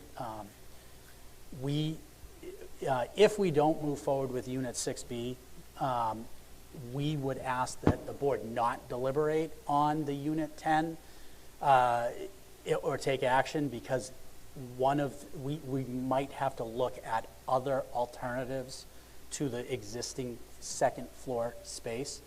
I think the big issue right now is there's just not a lot of available space. Even with the lack of available space, when you look at what other leases are, it would come with a pretty significant increase in the lease cost. Like, we're getting a pretty good deal for what we have right now. So I know it's a lot of information. It is contained in the memo that Mr. Dowd created. I don't know, Mr. Dowd, if there's more that you'd like me to add, given the nature of this as a discussion about a lease agreement. If there are very specific questions, we would potentially have to go into non-public to discuss those. I think the only thing I'd bring up just for historical purposes is when we became a single SAU district, we're no longer part of the Timberlane SAU 55, we're single district SAU 55. It was decided at that point not to build an SAU office. The cost was, I think we quoted at the time like $800,000, $900,000. So that's why we rent a space with the board members that weren't here. And at the time we did, and again, Mr. Dowd, you can correct me, we did do quite an extensive search at that time, and there really wasn't much in Hampstead. At the time, I think there were some options in Derry or in Plastow, but we felt that one, it should be in Hampstead, and for the price, it was a pretty good price. Our lease cost might be $12 a square foot. Construction's $200 to $300 per square foot. Right. So I still don't think we should be advocating for building a space, first of all. Yeah. My question is, have we done a search around to see what else is available in Hampstead? Or on the perimeter of Hampstead? I've looked. It does not appear that there may be another unit available in the complex. I'm not sure. I'm doubtful of that fact. It looks like an old posting, but beyond that, I don't see too much. And the problem is that we're trying to lock in from now until till July, right? So we're trying to. Someone would have to have space available, or a tenant that is not renewing that they would have to know about. It would have to be the right situation, and we've got a long window out for that. But I haven't seen anything that's appropriate, and really our options in town are somewhat limited, mostly due to the ADA scenario. There are offices with second floors that you just can't get to without an elevator. There's no elevator. But have we done I'm going to ask just differently. have we done the search or contacted someone to do a search for us to see if there's anything in Hampstead? Yeah, I have inquiry out now on that. I'm sorry? I have inquiry out now on that. Okay. But with the agent that has a lot of the units in town, Scott Reef. So I can. Besides the elevator issue, have you run into any other issues in the building? Not really. The elevator thing, I'm not going to lie, kind of annoys me, that they should be able to fix that on a regular basis. Agreed. But I agree. And I think the problem with the elevator in the building, I assume no one has had the opportunity to go in, is that it's more of a lift. Yeah. And if you were to build a house and you wanted to have an elevator, that's what you might have, but yeah, it's bigger. But I think it's the same. And it's not used very often, so when it goes down, there's not a huge rush. When when we were looking at the space, I was on crutches and I rode the elevator once. And the rest of the time I was up and down on crutches because it was easier. So it's not the best elevator, but it is there. And unfortunately, from an ADA compliance perspective, it's the landlord and the tenant. I just don't want to get us into a situation that, one, we're not accessible by the public, and two, that we have some liability potential. And there's also the inconvenience of, we have to order smaller bundles of supplies, because normally you would put them in the elevator and go up to the second floor. So that, we're doing more ordering of smaller orders simply so that our delivery drivers aren't, going up the stairs multiple times carrying cases and cases of paper. But really, it's the ADA issue. People with mobility and disabilities need to have equal access, not just because it's the law, but because it's the right thing to do. And, I don't have a lot of other good solutions. Yeah. And I understand that, adding an $800 a month expense to a budget after we just had this conversation could be of concern. We can work as a team to determine where, if the board says, okay, we would consider moving forward with that, but we want you to reduce somewhere for $800 a month, we'll find that. I think if you're staying there, doing the 800 makes sense. I just would want to pressure the landlord to get his stuff together with regards to the elevator. The landlord has taken on a new elevator maintenance contractor. Good. And so I am optimistic, but the problem is that my faith is not there. Yeah. From past experience. No, makes sense. I think personally for me, before I can feel comfortable, accepting this or voting on this, I'd just like more information on, your inquiry into other spaces that are available, just for me to know that all other options have been exhausted and this is the one to go with. Yeah, I think if we can get a report back and pressure on that maintenance of the current elevator. I mean, I get it that, again, Jess, I understand you're in the kitchen, which is not beneficial. I've been there and I've seen you. I've talked to you while you're in the kitchen, having people come into the kitchen while we're talking, trying to have a private conversation. I get that. I just think that we got to continue to look at the budget and see where we're at. And to Andy's point, expend all, different searches, inquiries, where we're at. Yep. I haven't heard back. I'll certainly let you know when I do. So I'll let them know that we've discussed, and I assume you're going to table it. So. Okay. Other board members? All right. We got the next one, which is L, SAFE grant authorization. Mr. Thompson? Yeah, so this SAFE grant, which is the Security Action for Education, board members may be familiar with this. We have applied for SAFE grant funding previously, where we were able to fund some of the priorities that were identified in the Homeland Security audit that we had conducted in 2021. So there's been 2 rounds. We received funding in the first round to do security projects at both schools. The second round of funding really focused on schools that didn't get the first round award, so we didn't qualify. Round 3 is now it's open back up to everybody. So what our intention is to continue to fund priorities that were identified in the security audit. We've done a wonderful job of addressing security issues. The first SAFE grant looked at controlled access. This round, we'd be looking at improved surveillance and cell phone boosters communication in general.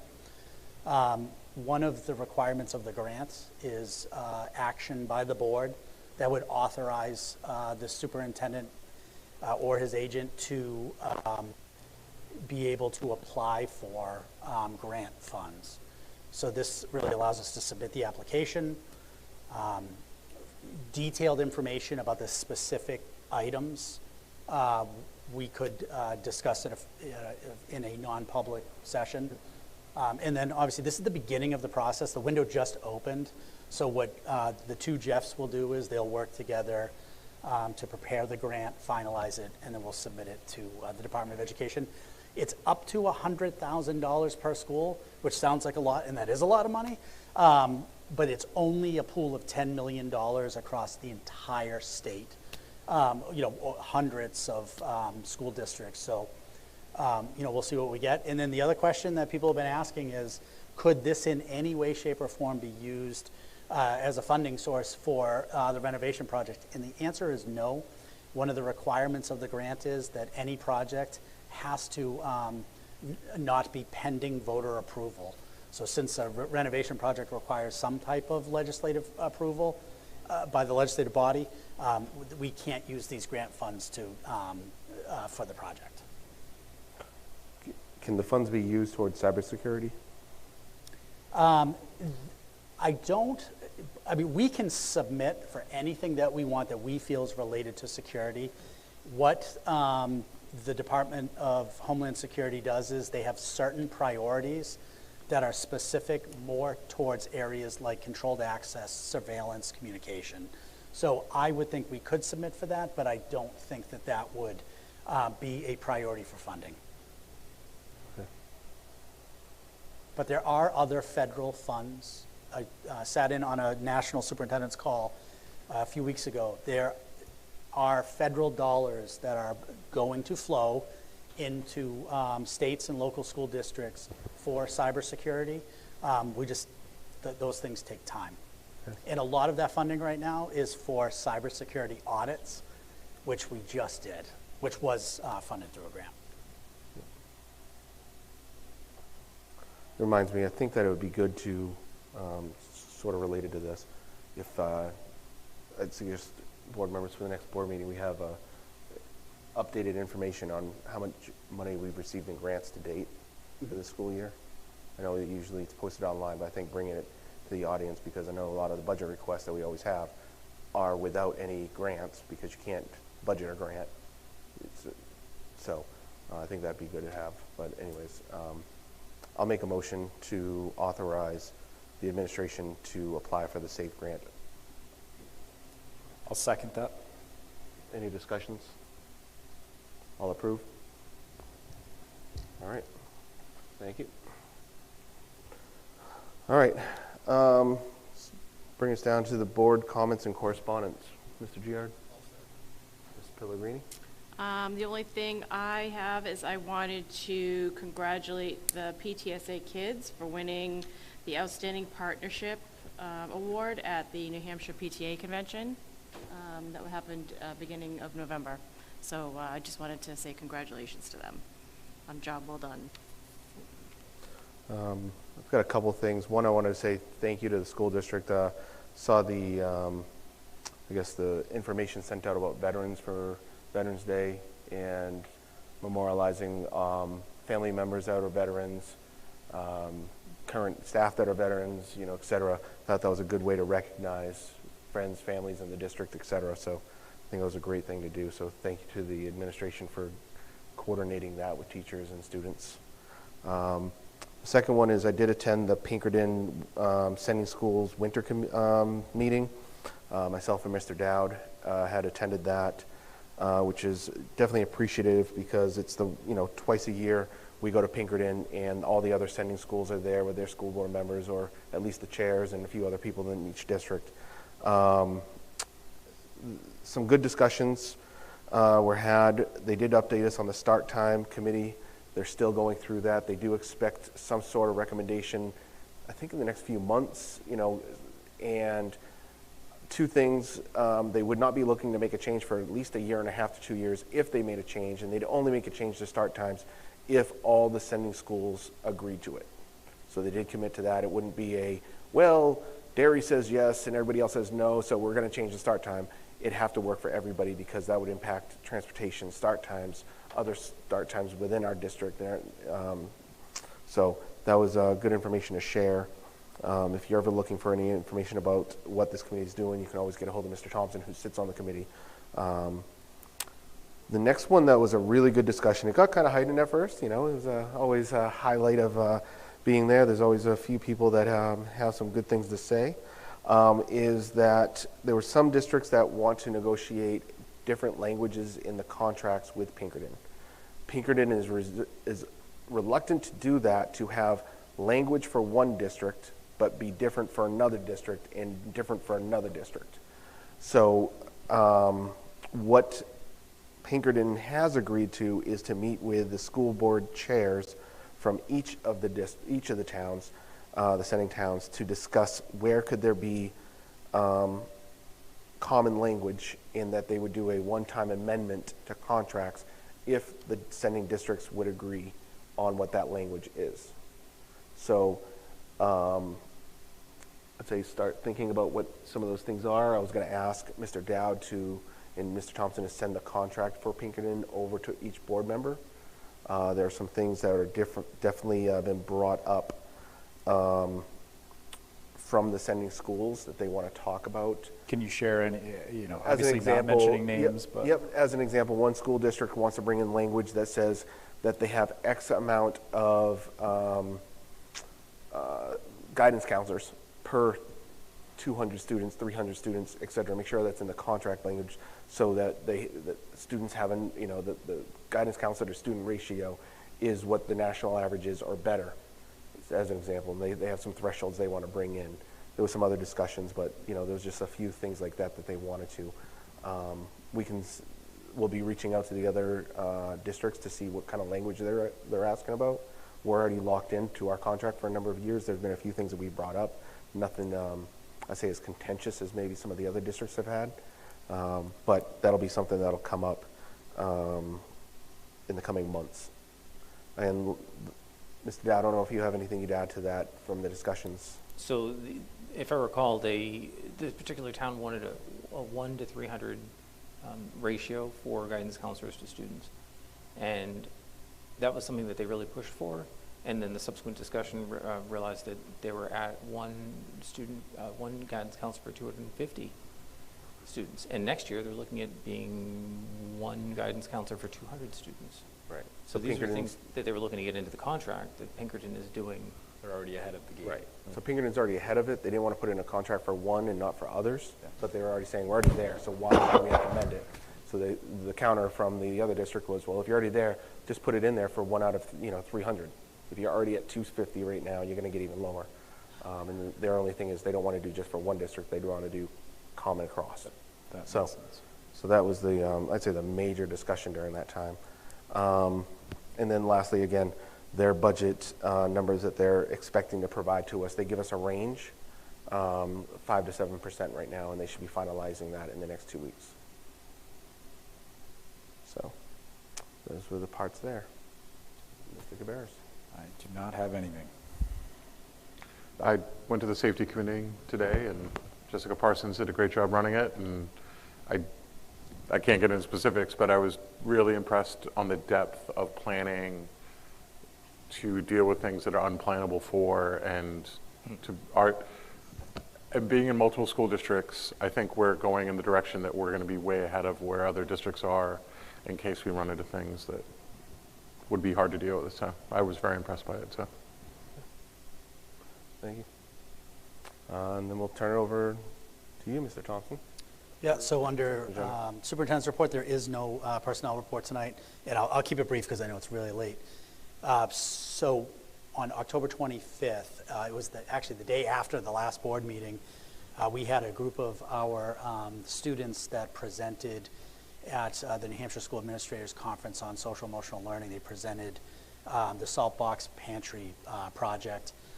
Essentially, talking about the construction of the pantry, the student-led activities of filling it, maintaining it, tracking items used, talked about the funding, and I have to say, and obviously I'm biased, but it was such a resounding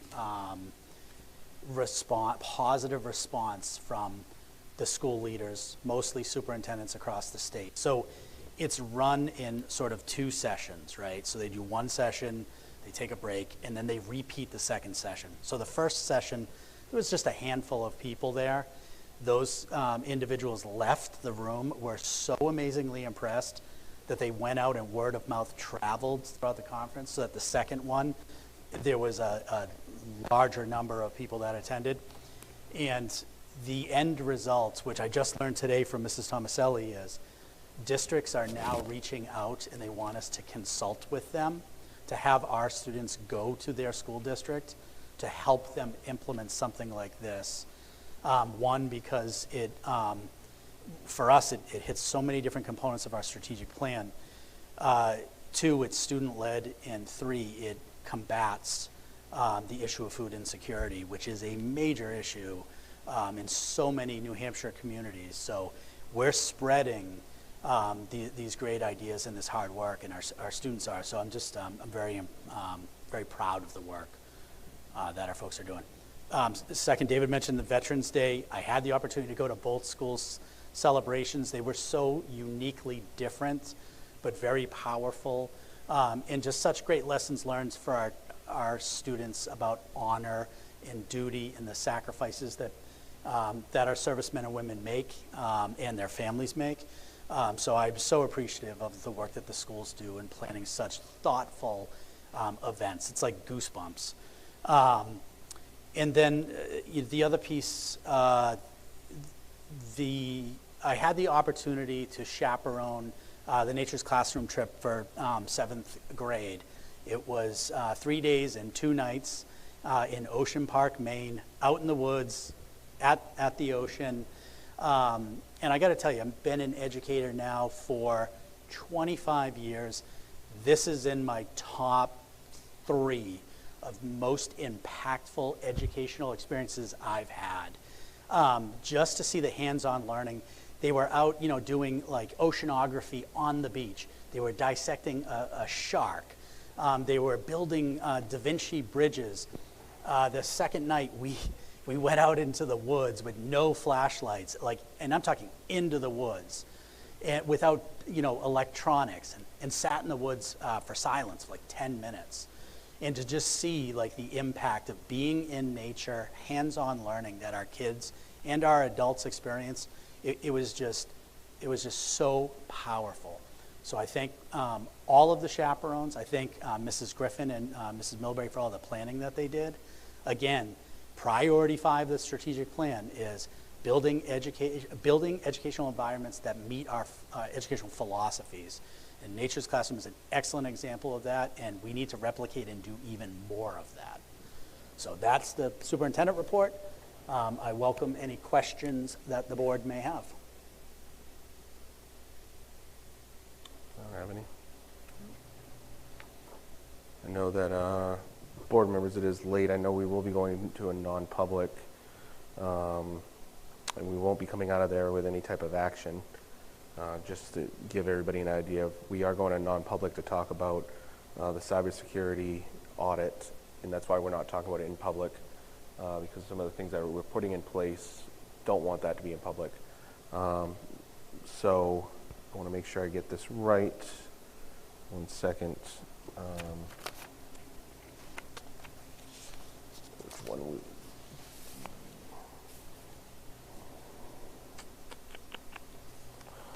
Oh, I gotta remember which one we're going under. Apologies.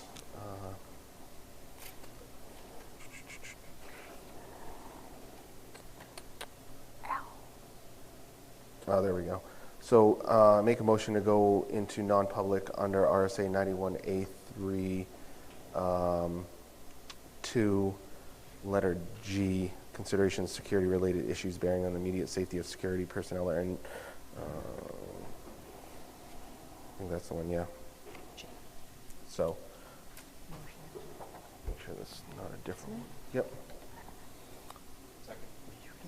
Thank you. You get a second? Jess, would you mind taking the roll call on that? Mr. Giard? Yes. Mr. Hubner? Yes. Mr. Cabarrus? Yes. Mrs. Pellegrini? Yes. And Mr. Smith? Yes.